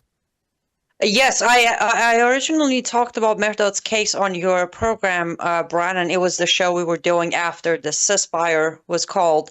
I brought up his case. Well, I didn't name him or give much detail, but I did mention that in this new witch hunt, they're picking up Christians. I want to make two things very clear. I have always been strong that if you came to this country illegally, you shall be deported. But let's be clear. Mehrdad has what's known as alien number, also known as A number. The moment your alien number or A number is issued by United States of America's Immigration Office, you are no longer undocumented, nor are you illegal. Yep. No longer. Yep. So we want to be very clear. He is not an illegal. He did not jump over the border, come in, go start working under the table, getting cash, sending it back to IRGC and Hamas members. That is not an individual we're talking about. He was forced to come in illegally for the fact that United Nations in Turkey is pushing all the Christian cases of Iranians back to get the rest of the infiltration going. So he was forced to come in illegally, but the moment he arrived... Wait a minute, you lost me there. Why was he forced to come in? Because United Nations in Turkey is not taking of the Christian minority Iranian cases right now. What are they doing with them? What are they doing with them? Putting it at the bottom of the cases again. I have two family members in Turkey right now awaiting the first interview of United Nations for 3.5 years, Brannon. Just the first interview. 3.5 years. None of those family members are pastors, nor did they do any printing. Their life is not on as much risk as Mehrdad's, but they are waiting 3.5 years to just get the first interview in a city of one in Turkey with United Nations. Amin, were you going to say something, Amin?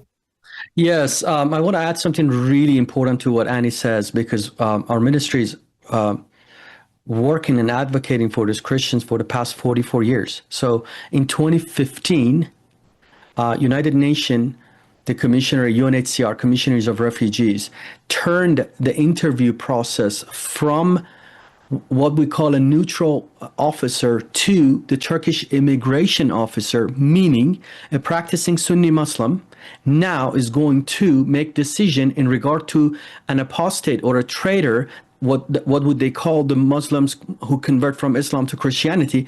Now that Muslim Sunni practicing Turkish officer now is going to make decision in regard to an apostate. They view you as an unclean person. They view you that you have betrayed Islam. Therefore, the interview process is biased. This past over 10 years now, this 10 years has since 2015, we have never seen a successful case going through. Never. None. Every time this Iranian Muslim background Christians that they go to these interviews, those Turkish officers, they tell them the Christians have no problem in Iran. After 10 years of waiting, 11 years of waiting, their cases have been denied, rejected, and now they're at the point of deportation. As I'm talking to you, last week, a family that was waiting there 8 years, the whole family, mother, father, and their son, the immigration police of Turkey went to their home, picked him up, plucked him out of their lives, and then put him in detention to deport him to Iran. And these are Christians. They had no options of going through the systems. The system I went to in 2009. You would go and an officer would hear your case. You would present your case. They vet you, and then you give them documentation. You would get accepted, and then they send your case to another country of resettlement. They do their due process, and then you come to the U.S. That is completely out of the picture now. They didn't have any other options. They cannot go to Iran. They were desperate so much that this brother Mehrdad, this Christian, came through 8 countries, through Venezuela, all the way to Colombia, Guatemala, 8 countries. He went through, put his life in danger, walked hours in the Amazon jungles, and made it to the U.S. and complied with everything. We complied as a ministry with everything that U.S. Government requires, and then they picked him up, and then they said that he's a threat. And you know 100% positive that he is not a threat. Yes.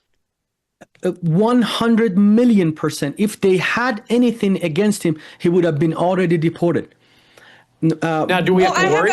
I mean, John, 1 second. I have a better reasoning for saying, yes, we trust him 100% or 1 million %. If he was a threat, he wouldn't have to go through 8 countries to get here. If he was one of the base plants of IRGC, he would have made his way here simply, very easily, like the rest of them. When you have to go through everything you went through to get here, that is proof that you are not one of them. Otherwise, how would they get here? With a direct flight to Mexico, one of them, and from Mexico they bring you up here. Really, okay, so you would have gone from Iran on a flight to Mexico? Yes. Yeah. Yes. So he's been in custody now for almost 8 weeks, right? Mm-hmm. Is there any? Do we have to worry that he's going to be shipped back to Iran and murdered? So hear me. What happened was their first allegation or charges of the ICE or the government lawyers against him was that he was not admitted on parole. Mm-hmm. So we proved that no, you're making a mistake. This is his paperwork. We gave it to them. Both court and the lawyer, the government lawyer, admitted those paperwork or those documentation into the record. And then the next thing after the hearing was there, instead of them saying that we made a mistake, we'll release you, they said no. Now we will amend the original charges, which you weren't admitted or paroled to this country. Now they're amending the charges, so then meaning you wait in the custody for another 10, 12, 14 days to be heard again. But they didn't have anything. These past 2 weeks, they haven't charged. The government and the government lawyer didn't have anything to amend their charges, so they haven't posted. So tomorrow, by the grace of God, we will post a bond. We'll see, because every time we went to those with this hope, they have come up with some new allegations. Mm-hmm. And what is the bond? How much is the bond? It could be as maybe $15,000 or something like that. 15,000? That's what they said. Yeah, maybe. Mm-hmm. We don't know. And will you finance 10% of it and get a bail's bondman for the rest, or what? Probably, yeah, something like that. Yes. Annie, tell me again, our audience knows you big time. And you and I, again, don't have a lot of patience for people coming in illegally. But we're making the case here, you guys are, that this guy was fleeing literally for his life. But then when he got here, he reported in, said, here's my deal. He was given a social security number, a work permit, he got his number, which immediately meant he went from illegal status to legal status, waiting. Yes, that's very important because a lot of illegals in a lot of blue states still get their social security and work permit. But the key word here is alien number, A number. And you can search it. Having the A number or alien number, I have one. To this day, as an American citizen, I still have an alien number. Okay. The moment you get the A number, that means you did it right. You did it immediately within the window of walking in and saying, listen, I did it the wrong way, but I want to turn it into a right way. And it also means you had a legit case for an investigation to be opened up for you to seek asylum. Again, in his case is he was printing gospel tracts and literatures and distributing them and sharing Christ with people, and the IRGC found out about it. Yes. Yeah, and his baptism video is also on YouTube. So, really, how can I find it? How can I find it? Yeah, of course. I'll send you the link. His baptism video, the pastor who baptized him without his permission posted it on YouTube, and that's done. That's enough evidence for your crucifixion in Iran, according to the Sharia of Islam. Now this Muslim man, Mehrdad Mehtipur, has converted to Christianity, and the evidence is this baptism video, which is posted on public social media all over the place. I'll send you the link, and you can. It's not on your website. It's not on your website. No, it's not on a website, but this was part of his case when we submitted it to the USCIS, Denver court, and also the ICE. So what do we need to do to help? Is there anything, any phone number anyone can call? We have. They have told us a congressman could step in and help, and but our congressman was not very interested in this. And does it have to be a congressman in Colorado? Could it be another congressman? Probably any congressman could help to advocate. We have a few congressmen we know pretty well, so we could ask them and then see what we can do from there. Yep. Okay, I'll make a couple phone calls. Right, Annie? Absolutely, and also, and we'll send them this. We'll send them this. We'll send their staff and them this video, this presentation here. Yep. Yes, and we will have a petition out. Here's another thing. Technically, by definition of immigration, right now, what ICE is doing is absolutely against our immigration policy. Even if, I'm not saying they have it, but even if President Trump himself signed a paper saying go pick him up, what they are doing as of today, meaning they're holding him, an active, legal, registered alien is being held in prison or released on bond without any charges. That cannot happen. They either have to charge him immediately with a crime and back it up with evidence, or they have to release him unconditional. Done. So we will have a petition out as soon as possible, and this one has to be signature of Americans, either green card holders, citizens, doesn't matter. But if we manage to get over 7,000 signatures on this petition, then we can absolutely force ICE to either charge or release him immediately. Where's the petition? I am working on it as fast as I can. Okay. As soon as it's available, it's going to be on my website. It's going to be on Amin's website. And we're going to send it out to our newsletter for everyone to find it. Excellent. Now, how quick was he on the path to becoming an American citizen, before all this happened? Well, the process is not as easy or fast because, as you could imagine, the system is already overloaded. His asylum case would have been heard between 4 to 6 years. But meanwhile, they have issued him this work permit and the Social Security to work legally and then pay his taxes till it's heard. We don't know. So he had a hearing in November. Did he have a job here? Was he gainfully employed? Yeah, he's a full-time mechanic. He had a job. He was and then paying taxes. Pay taxes. Everything I tell you, everything the American Constitution and law was requiring from an immigrant, he was on that path. Wow. All right, we're gonna keep you posted. In the meantime, Amin's website is iranchristians.org. IranChristians.org. Any closing comment, Amin, before I move to another story real quick with Annie? I voted myself for President Trump and the removal of the illegal and criminals. And this is not right, what has happened to us. So you voted for him. You want to see the removal of the illegals and the criminals. This guy does not fall in that category. This Christian persecuted brother in the Lord that came to take refuge here was not anything threat, anything criminal, anything. If they had any of that, he would have been already gone. But while Annie knows, we have all sorts of Iranian government families that are roaming around on the Iranian money. They're here. They're causing issues in the government. They are a threat, you're saying? Absolutely. And yet they're allowed to stay here. Members, they're here, and ICE will not pick them up. But somebody like Mehrdad, that's not fair. That's not right. So people need to also be praying for him. How is he doing in 7-8 weeks of incarceration? How's he doing? It's been really hard. It's been very disheartening. And he came here for shelter, for refuge. He loved this country. He loved Donald Trump. He loves the Christian values of this nation.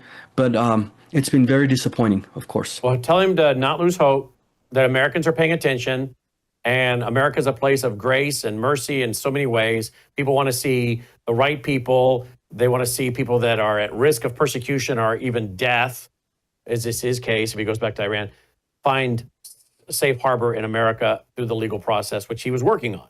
It has the paperwork you guys say and the number to prove it. So I think most of our audience tonight is saying, look, we got to do right by these people that have gone through this process. So good. We're going to keep you posted on it. And Amin, come back, give us an update. Annie will keep us posted as well. And again, folks, you can visit IranChristians.org. Amin, thank you as always. Appreciate you. You too, Amin, and your ministry. All right, Annie, let's switch gears real quick. I want to talk about, you have a new article out. Here it is. Iran's nuclear plan B, the bomb without borders. Tell me about this, please. Yes, that's actually, it's very much connected to what we just talked about, Brannon. So, as you know, since the B-2 bombs dropped, ceasefire came on, and we all went on with our business. It's done. Threat is over. Trump and his administration repeatedly saying it's done. We pushed our nuclear system ages back and they never think about it. And Netanyahu has said a few times that we done enough damages, but we don't know when they're going to start. And I figured I need to remind people again that just because somebody said something doesn't mean we're all in peace and safe now. Mm-hmm. This Substack breaks down the plan B. It's very long, so I can't get into all the details, but basically I connected all the dots for the people to understand. And I started the Substack by saying this wasn't a plan put together after the 12-day war because they were desperate.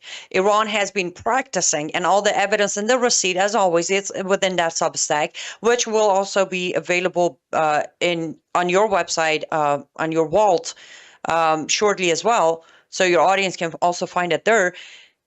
A receipt is in there. Iran's regime has been literally putting the plan together and been practicing this plan way before the Israel-Iran war even started.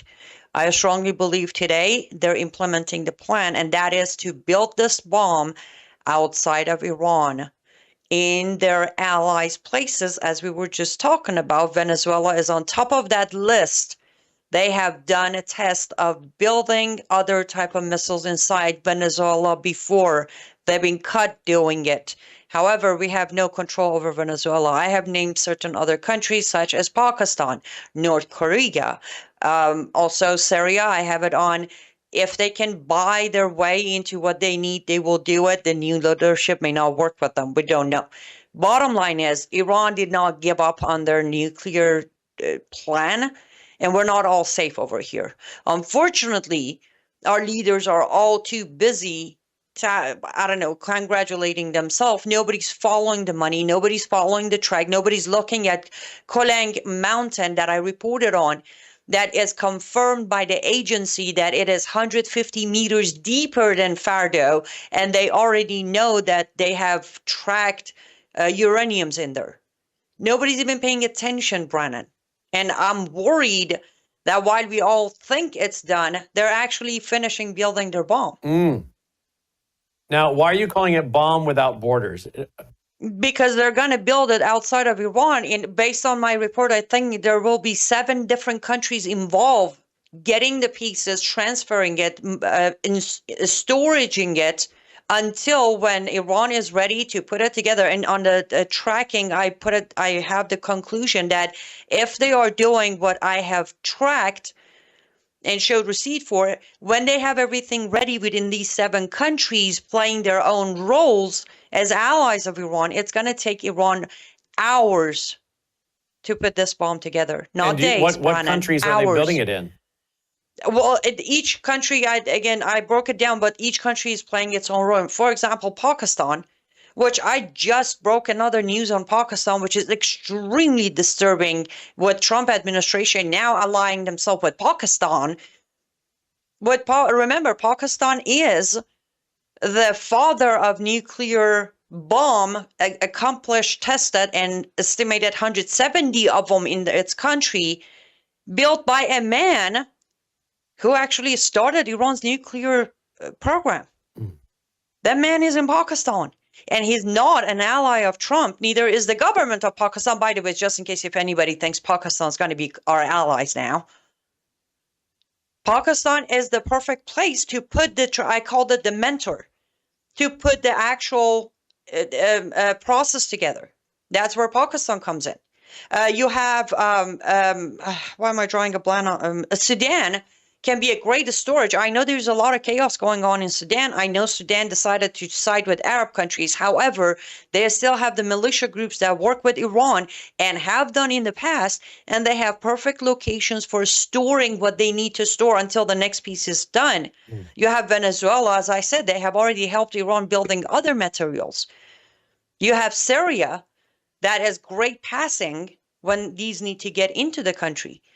Again, each country is going to play its own roles. And while nobody's looking, while we're all cheering that, yay, we took out Iran's nuclear program, pushed it for years, they're building. And when this is all done, again, it might be way too, how do I get those in power to actually pay attention? I don't know. Please make suggestions. But the minimum I could do was put this information out, at least for Americans to know that this is not over. Put down your champagnes. Do not celebrate what hasn't happened yet. All right. So they can find that at liveuptofreedom.com, liveuptofreedom.substack.com, correct? Yes, liveuptofreedom.substack.com. liveuptofreedom.substack.com. All right, Annie. How at risk are we here in the country? Has the elevated risk gone down at all since our last conversation as far as attacks in the U.S.? I don't think so, Brannon. I'm sure you know me well enough to know that I'm a little overwhelmed as I'm talking to you tonight. I don't think we're getting... okay, our administration is making way too many mistakes, Brannon. Way too many mistakes. We're shaking way too many wrong hands. And that is making me more concerned about us here inside the U.S. First of all, Islamic Republic of Iran is releasing non-stop. They're releasing new lists every day. They have their Israeli list. They have their American list. They have the Iranian dissident list out now. Now they have their European list. These are assassination lists, by the way. Lists with names that are going to be assassinated. Instead of paying attention to those lists and names like Israel is doing, what we're doing over here is wasting time waiting for them to give us the next appointment to sit down and talk, negotiate over some sort of peace deal or nuclear deal, I guess. I don't know. How much is the risk rising on folks like yourself and Amin and others, or even this network that keeps highlighting all this? How much is that risk rising? Let me put it this way, Brannon. I have not left my house in about 10 days. We don't even know if they're our next door neighbor now. And by the way, let me connect this to what you were talking with me and Amin about. I strongly believe they're just picking up easy targets, as Amin said, because they want to tell American people, look, we're picking them up. But none of them are the true threats that should be picked up. That's where my concern is. We're not picking up the right people. We're not arresting the right people. We're not asking the right questions. Well, we are, me and you, but our administration isn't. In fact, Amin just sent me the picture of, that's the man that's circled there. He's the one being held now for 8 weeks, the Christian being baptized in Iran. So, and this was put online. How did it get online, by the way? Why would they put this online? Well, apparently the pastor got a little too excited without asking for anyone's permission in that video. He published it. Now, all those people are at risk, right? Absolutely. Any face that can be identified in that video, well, it's basically they either get out or, well, they will be persecuted. Again, these are, in so many levels, yes, it is personal for me. I am biased, but at the end of the day, why are we doing this, Brannon? Why is our government, the Trump administration nonetheless, making all of these deals and shaking all of these hands? Every single name down the path has Christian blood on their hands. And why are we okay with it? Making deals and shaking hands with people while we arrest people that are going through the process, have a social security number, an alien number, and are literally people who are fled Iran because they got caught being baptized and printing biblical Christian gospel literature. The very people who in 5-10 years are going to add to our values in this country. They're going to become another Einar Cyrus and Amin Faridis of this country. Mm-hmm. And Sharam Hadian, etc.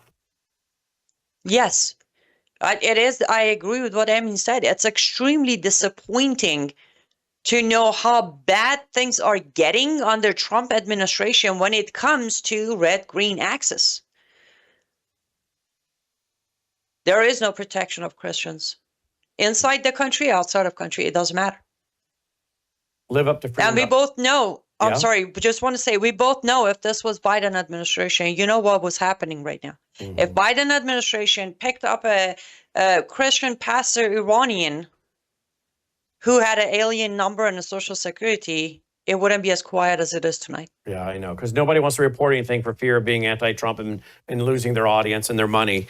And I'm not trying to be anti-Trump. I'm just trying to, I'm sure President Trump doesn't even know about this case. What we're trying to do is elevate it so he can, and his administration can fix it. And that's not being anti-Trump. That's being pro-Trump, a pro-administration, because we want them to have success and use their powers for good. Amen. Liveuptofreedom.substack.com, liveuptofreedom.substack.com. Read this latest article, Iran's nuclear plan, the bomb without borders. Annie tonight saying Iran's building a nuclear bomb. 7 different countries are participating in building parts of it to be assembled within hours when they call for it. Correct, Annie? Yes, sir.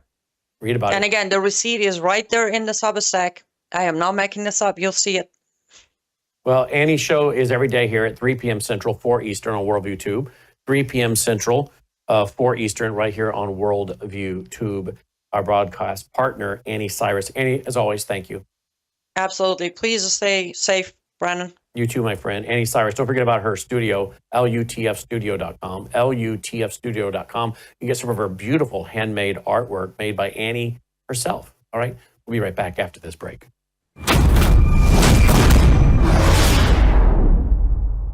Hello, I'm Brannon Howse. Would you like to gain access to over 20 years of my radio shows, TV shows, my books? I've written 15 books, and most of those books are ebooks now. And we have conference DVDs, conferences where we filmed our conferences at the Ozarks, literally starting 20 years ago. It's all available in our archived vault. All you have to do is go to worldviewtube.com/vault, worldviewtube.com/vault, and for a reasonable monthly fee, you gain access to over 20 years of Christian worldview programming, news, information, books, documentaries, and a powerful search engine.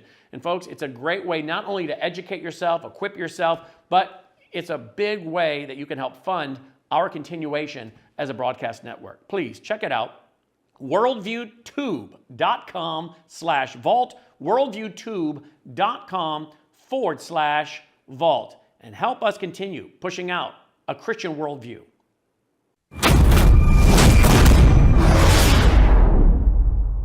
Joining me now is Joe Wolverton, attorney Joe Wolverton of The New American, thenewamerican.com. Let's talk about the 14th Amendment with this attorney and historian, as well as, is he happy about some of the things the Trump administration is doing? I hope he is. I am. Is he, though, concerned about a few things? In other words, are there some things being done that he fears could then be utilized by the Marxists if they get back into power? Joining me now is Joel Wolverton. Joe, welcome back to the broadcast. Thanks for being with us. Brandon, thank you, sir. I'm sorry it's been so long. I've been behaving like a corporate drone for a while. So yep, you're busy in management at the the New American. I know a lot of managerial duties. Let's start out with the 14th Amendment. You've got an article on birthright citizenship, the 14th Amendment. Where do you come down on that? Yeah, the article on birthright citizenship, I ended up writing two of them. They went viral because one of the guys from Cato Institute decided that the founding fathers would disagree with me. And so he's invited me once to debate and then withdrew the invitation when my second article came out. And just recently, about a week ago, their publicity team reached back out and said, yeah, we'll go ahead and have a forum. It won't be a proper debate, but we'll have a forum where your side and our side can be publicized, together, not in a debate format. But I come down with President Trump because President Trump comes down on the side of the founding fathers.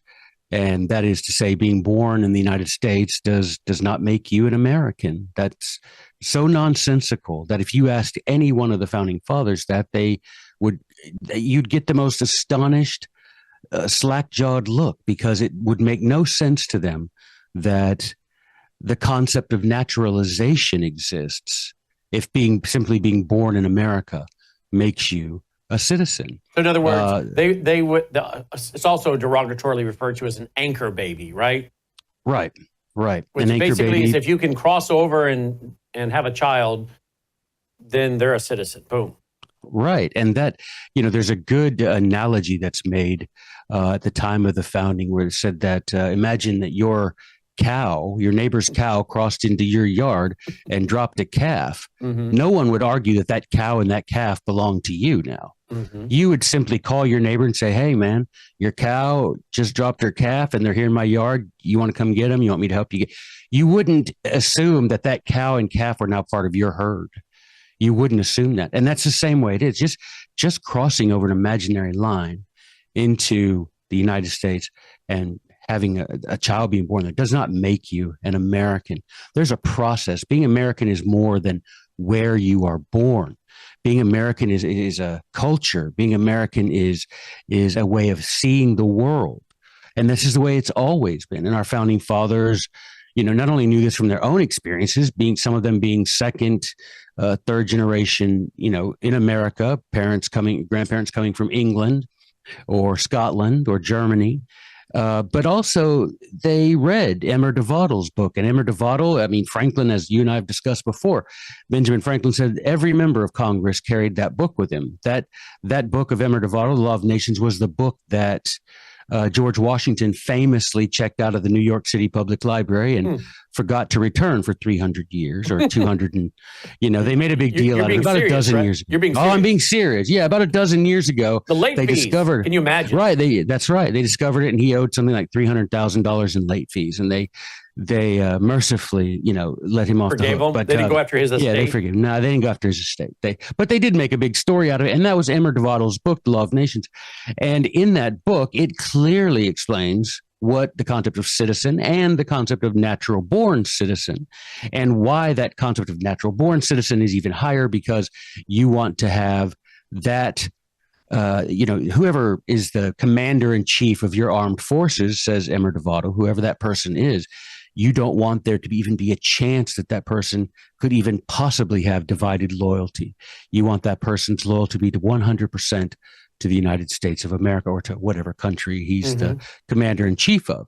And so now we have a situation to where so many, even conservatives, argue, and I don't even know what that term means anymore, Brandon, to be real honest with you, but it's been co-opted so much and adopted by people that 20 years ago would not have been called conservative.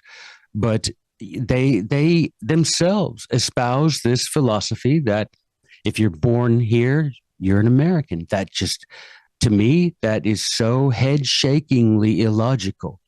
I can't wait to get on stage there with the Cato people, and then I'll be at a conference. I guess anyone can attend the conference in Columbus, Georgia, in October for the Abbeville Institute, where I'll be speaking on the concept of birthright citizenship and how it absolutely makes no sense. Well, here's the 14th Amendment.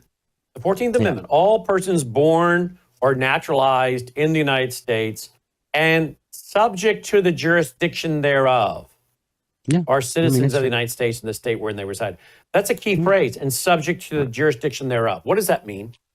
Well, in other words, they are subject to the laws. They are someone who, lives in that place, someone who the law takes into consideration the being of that person, which would sound odd. But I mean, if you went traveling, even for, you travel for 6 months without a visa in England, if you had a child over there, if your wife had a child over there in England, that wouldn't, no one would think, well, that child is English, his parents are American, that child's American. So subject to the jurisdiction thereof means that your birth, your citizenship, your allegiance is subject to the United States, and that there's no gray area about that. If you come from Mexico, if you and your husband are Mexican and you have a baby here, well, to whom does that baby show fidelity, show allegiance? Often you can see in Los Angeles, some of these people had been here, 2-3 generations, yet when the riot happens, they're out there with the Mexican flag and signs in Spanish, a language that most of them barely speak anymore. But yet, in the moment that there's the opportunity to show any sort of allegiance, what do? They fly Mexican flags or Venezuelan flags, and they chant slogans in Spanish. This is the purpose. This is the reason citizenship means something other than the location where you were born. What does naturalized mean? All persons born or naturalized in the United States.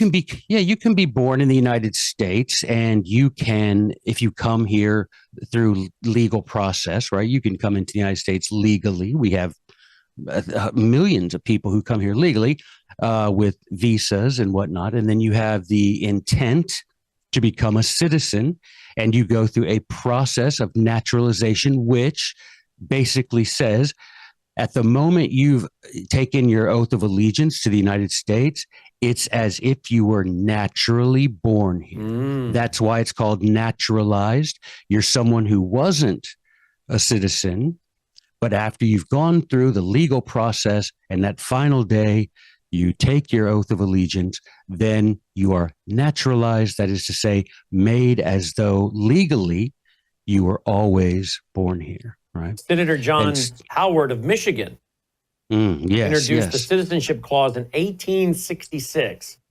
He stated, quote, "This will not, of course, include persons born in the United States who are foreigners, aliens, or who belong to the families of ambassadors or foreign ministers accredited to the government of the United States, will include every other class of persons." Right. Yeah, we're not going to say you can't be Irish and become a citizen, or you can't be German, or you can't be Mexican.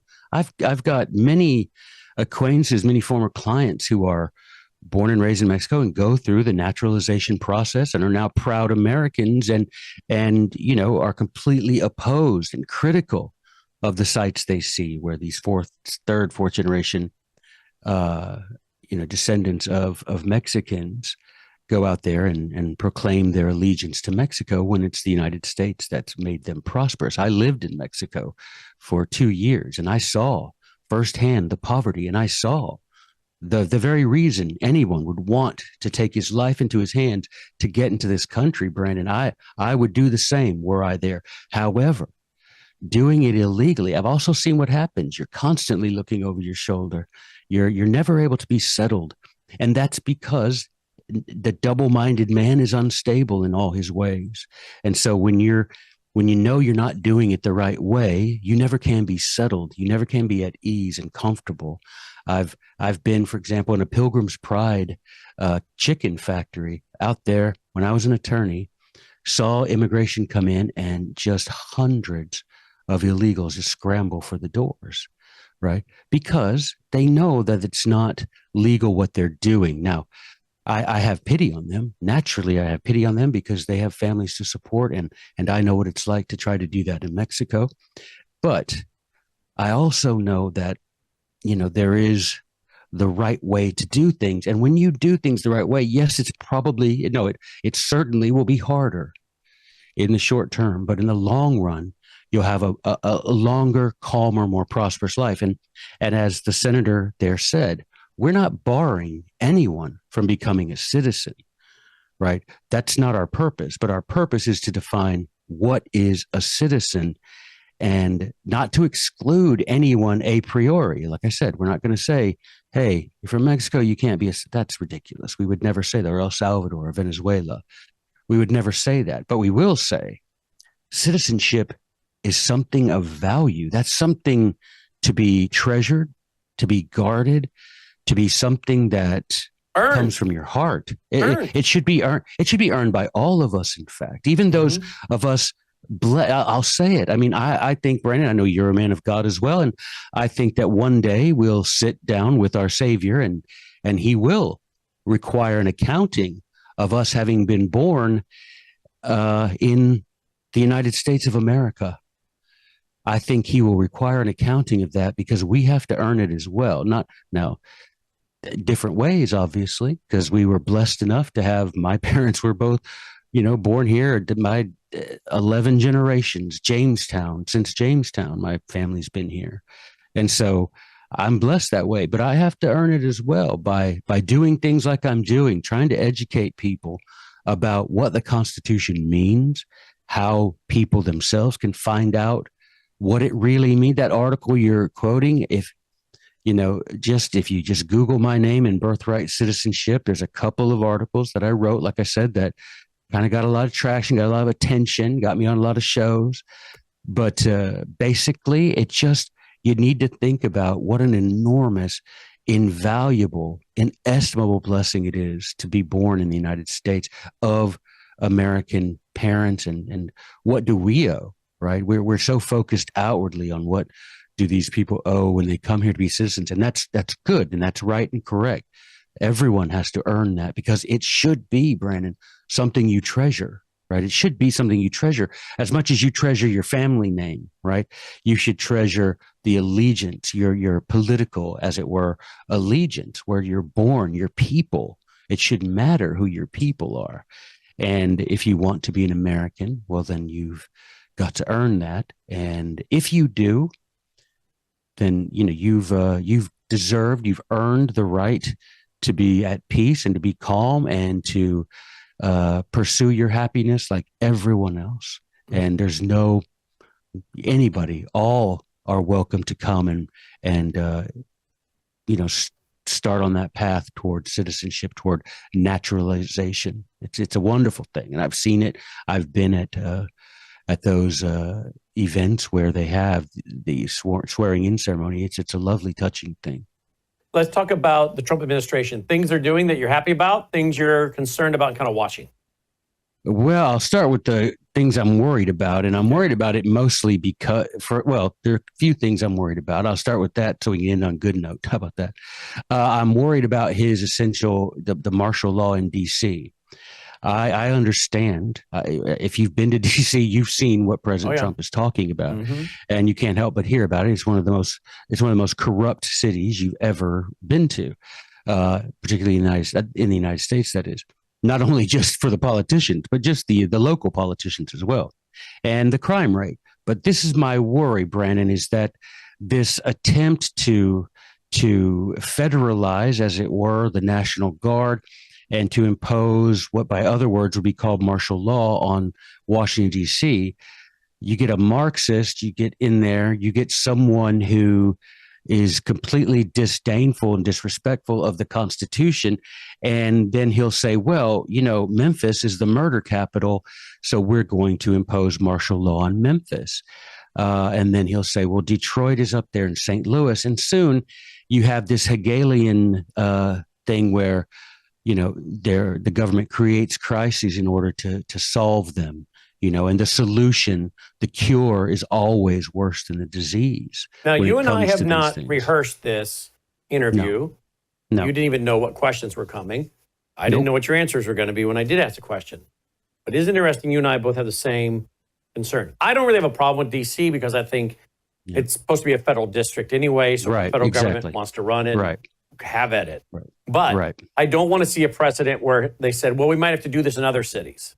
Right. Now I'm thinking, wait a minute. I don't want to hear the Biden regime talk about martial law and sending in the federal troops to police Memphis or any other city, particularly in the South, right? I don't need Biden's federal troops in the South coming against Southerners that tend to be people that are for the Second Amendment, patriotic, God-fearing, and say that they're just sending them in here to harass people. Well, I just think it's dangerous.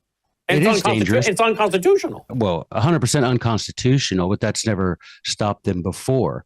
The problem I see with it is not only the Second Amendment issue. I see a First Amendment issue. If you go and say, well, we've got these homeschool families, or we've got the ultra religious right who are training their children to believe things that just are scientifically proven untrue, wink, wink. Then you've got a crackdown on the First Amendment where homeschooling is now, something you've got to get approved through the federal government by adopting a federal curriculum, et cetera, et cetera. So I see it as a really bad precedent. The second thing that I'm wary of. Before you go there. Oh, yeah. So I don't think either one of us have a problem with the federal government getting control of the District of Columbia. Just don't take that federal template. District. To stay in the federal district. Don't take that and start nationalizing the police or federalizing the police and moving in like that. Now, if the state legislature wants to take over a city somewhere, Kansas City the legislature wants to take over Kansas City or St. Louis, and appoint some administrators and bring in more state troopers to get control of crime in major cities, those states can do that. Yeah, most cities are incorporated under the authority of the state. Right. And so the state is the creator of counties and cities, just as the states are the creator of the federal government. So you look to the creator, not the creature. And so, the states could easily say, do you know what, we're gonna crack down on Memphis. Tennessee could do that. The state government could do that. Now, mind you, that doesn't mean that the citizens of Memphis or Shelby County wouldn't have the right to resist. Of course you do. Of course you have the right to resist, but peacefully, and try to get people elected that agree with you. And if that doesn't happen, then... And just before we paint a bad picture on Memphis, you live in the area. Yeah, I live in the area. I do. Yes, sir. And it does get blown out of proportion. Yes, it does. It does we because got our national conference coming up October 3rd and 4th in Collierville. And we've told everybody here are the hotels in Collierville and Germantown. Here's the restaurants. I've been here going on 21 years now. Can you assure everybody they have nothing to be afraid of when they come to Collierville? Nothing to be. Yeah, my family has lived here since the early 1900s and never had a bit of problem. If you were to take probably 3 neighborhoods out of Memphis, it would fall to about 50th place in murder. So, in other words, what's exactly what I've been talking about? Stay out of Orange Mound. Yep. Fraser. Stay out of Fraser. That was the next one. There you go. And stay out of Whitehaven. There you go. If you literally, are those the three? Are those the three? Yeah. If you literally name were one, to Logan? Raleigh. Well, I mean, yeah, that's true, but I don't know if the murder is so bad. It's sort of sketchy looking, but I don't know that Raleigh has. But if you get Whitehaven, Fraser, and Orange Mound, if you took those places out of Memphis, if you made them a separate municipality, the rest of Memphis, statistics would drop. And people coming to our national conference have no reason to be in Orange Mound or Fraser. They have no reason to be there. You just come in from the airport. You're never going to go near those places unless you choose to. You're never going to see it. Go down to Beale Street, enjoy that area, hear some good music. And there in Collierville and Germantown, good grief, those are 2 of the nicest neighborhoods you'll find anywhere. Yes, sir, exactly. Mm-hmm. All right, I like to throw that out because poor Memphis gets a bad rap. I love it here. It does. I could live anywhere in the country, and I choose to live here. Same, exactly the same. I choose to stay here. I like it. Me too. I like the culture. Sir, I like the culture. Everything about it. I'm here. Mm-hmm. It's the South. Yes, sir. Unlike where they've ruined the South in most major cities, like Atlanta's not the South anymore. Nashville. That's You're not not the in the South. South when you're That's not the no, South. no. That's just Austin East. Dallas is not You- the South. Houston, No. these aren't Southern. No. There's no Southern culture for the most part in those places. I know that people No. think there is, but if you want to see Southern culture, come to Collierville and Germantown. I'll show you Southern culture, and I love it. It will be you will think you're in another state when you're in Collierville, Germantown, as opposed to Nashville. Nashville's just They've it is what destroyed it. is. They've destroyed it. It's Disneyland for bachelorettes is all it is. I mean, it's like what does that song say? It's like L.A. is like Nashville with a tan. Wow, that's all it is. So what else do you want to say about the Trump administration? Yeah, the Epstein list bothers me, brother. That really does bother me. I think that there's too much doublespeak about it. There's too much. I have it on my desk. It doesn't exist. I don't think President Trump is mentioned in any way that would be overly worrisome, because I think if he were, there would be already. We would know they would have about brought it out a long time ago. Right. It would have been brought up a long time ago. But I do think there are many powerful people who are still here who would literally do anything, pay anything, do anything, suborn any activity to keep that list from being made known. And you see the treatment now of Ghislaine Maxwell as if she were, you see free Ghislaine everywhere, and she's now in some uber luxury prison, practically a penthouse of her own, and all of this. And it worries me that President Trump, or at least those who have influence on him, are stiff-arming the MAGA movement, one of whose fundamental principles was to expose the pedophiles who run the world. And President Trump promised that. Pam Bondi promised that. Bongino promised that. Kash Patel promised that. And we get none of it. And not only that, but we get peddled pure perfidy. It doesn't exist. Why do we care about Jeffrey Epstein? And that bothers me, because I would rather him get out in front of it and say, you know what? I'm in it. I knew the guy. We hung out. I didn't do anything kooky. I didn't do anything that is a crime. I knew the guy. We ran the same circles now and then, and kind of let the chips fall where they may. And I think if he did that, there'd be no stopping the movement. I think there'd be, because right now, most of the truly hardcore MAGA people that I know, they're softening because they feel betrayed. And we don't need that going up to midterms. Exactly. People, it's like the whole Reagan phenomenon. I know you remember it. I'm old enough to remember it. When Reagan got elected, we won, we're cool. Let's put it on cruise control. Let's set the cruise at 65 and just cruise on into Happy Town. But that ain't happening. And we need to realize that we have midterms coming up with state, local, and federal elections that could have catastrophic impact on the very near future of this Commonwealth. And I'm, I have, as Patrick Henry said, I use the lamp of history to guide my feet and to predict the future. And it doesn't look good, Brennan. If we stay on this trajectory, it doesn't look good. I would, if I were king for a day, so to speak, if I were President Trump, I would make election integrity and that Epstein, and clearing the country of hordes of illegals. I would make those things priorities the way he promised they would be. And I would let the chips fall where they may. Well, if he doesn't do the election integrity thing, we're going to be right back with him installing whoever they want. Right. And that's the issue. It's not, you look at and do your due diligence. You're talking about earning your citizenship. Do your due diligence. Look at the people that were invited to the Bilderberger group. Look at those people. See who these little known politicians are that you look at them, Stacey Abrams, and you say, well, she's nobody. Well, she was invited to Bilderberger. She was there. She was feted, and I would assume, just like every other unknown politician that comes out of that thing and bursts onto the scene like a rocket, that Bill Clinton, Dan Quayle, etc., J.D. Vance, I would assume that that's what's going to happen. So we've got to stay vigilant, right? We've got to stay vigilant. It's like I say, the 3 V's, right? Vigilant, valiant, and virtuous. If we can nail down those 3 things, we can keep this country free and restore its full measure of liberty by the time the Lord sets his foot down here again. TheNewAmerican.org, TheNewAmerican.org, Joe Wolverton. .com. Thank you. Yes, sir. Yes, sir. TheNewAmerican.com, TheNewAmerican.com. Joe, thank you as always for being with us. Yes, sir. Thank you. We'll be right back after this break.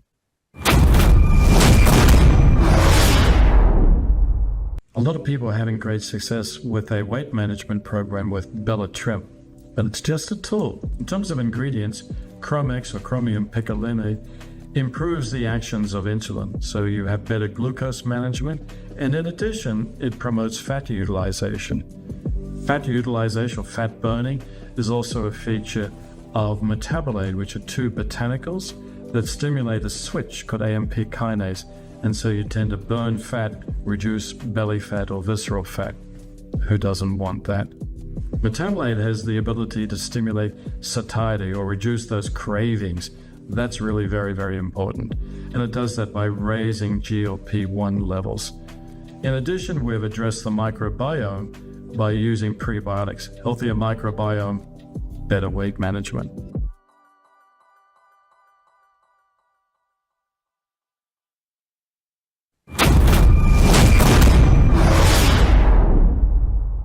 All right, guys, that's our broadcaster tonight. Hey, before we go, please consider supporting us, folks. It's August. A lot of people are busy with school starting back and so much more, and people are forgetting about us. But hey, guess what? The people who make money by billing us, like the streaming company, the insurance companies, the utility companies, funny how none of them forget to ding our credit cards or bank accounts. And I got a bill the other day for like $8,000 for streaming bandwidth.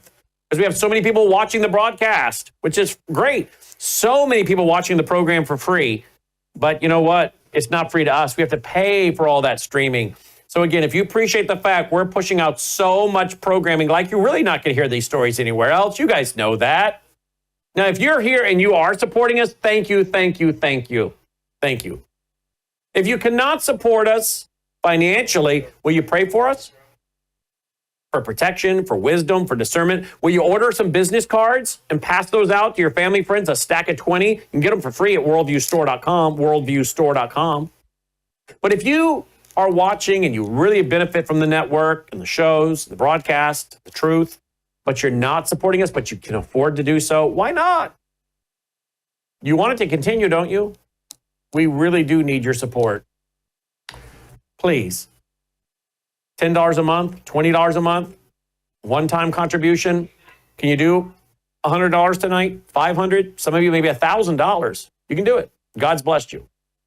We're reaching a lot of people all over the world, folks. But we are a listener-supported broadcast service, education, and ministry program. So please, worldviewfoundation.com. You'll find our mailing address there if you prefer to support us through the mail. Don't forget, I'll be back this Sunday night as I'm teaching through the book of Revelation. I'm in Revelation chapter 19. So that's our church, which is brought to you by our foundation. And we will send you a receipt for your taxes the first week of every February. All right? Worldviewfoundation.com. Roll the music. Let's call it a night. Hey, again, spread the word far and wide about our national conference, October 3rd, Friday night, October 3rd, Saturday, October 4th. We put up all the restaurants today that we recommend you go to and eat in Collierville that are great restaurants. And the hotels are there. And we have some more speaker bios going up tomorrow. So again, folks, let's pack it out. Let's have a great turnout for our 22nd annual national conference. We only have 350 seats, so we got to be able to fill that, guys. Come on.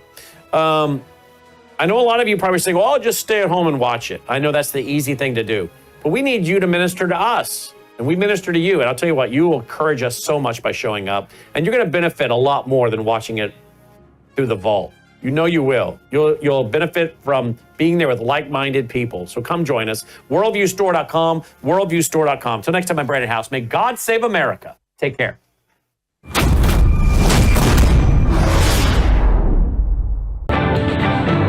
Faith, spiritual values, moral issues, government, economy, education, work, responsibility. What we think about these depends on our worldview.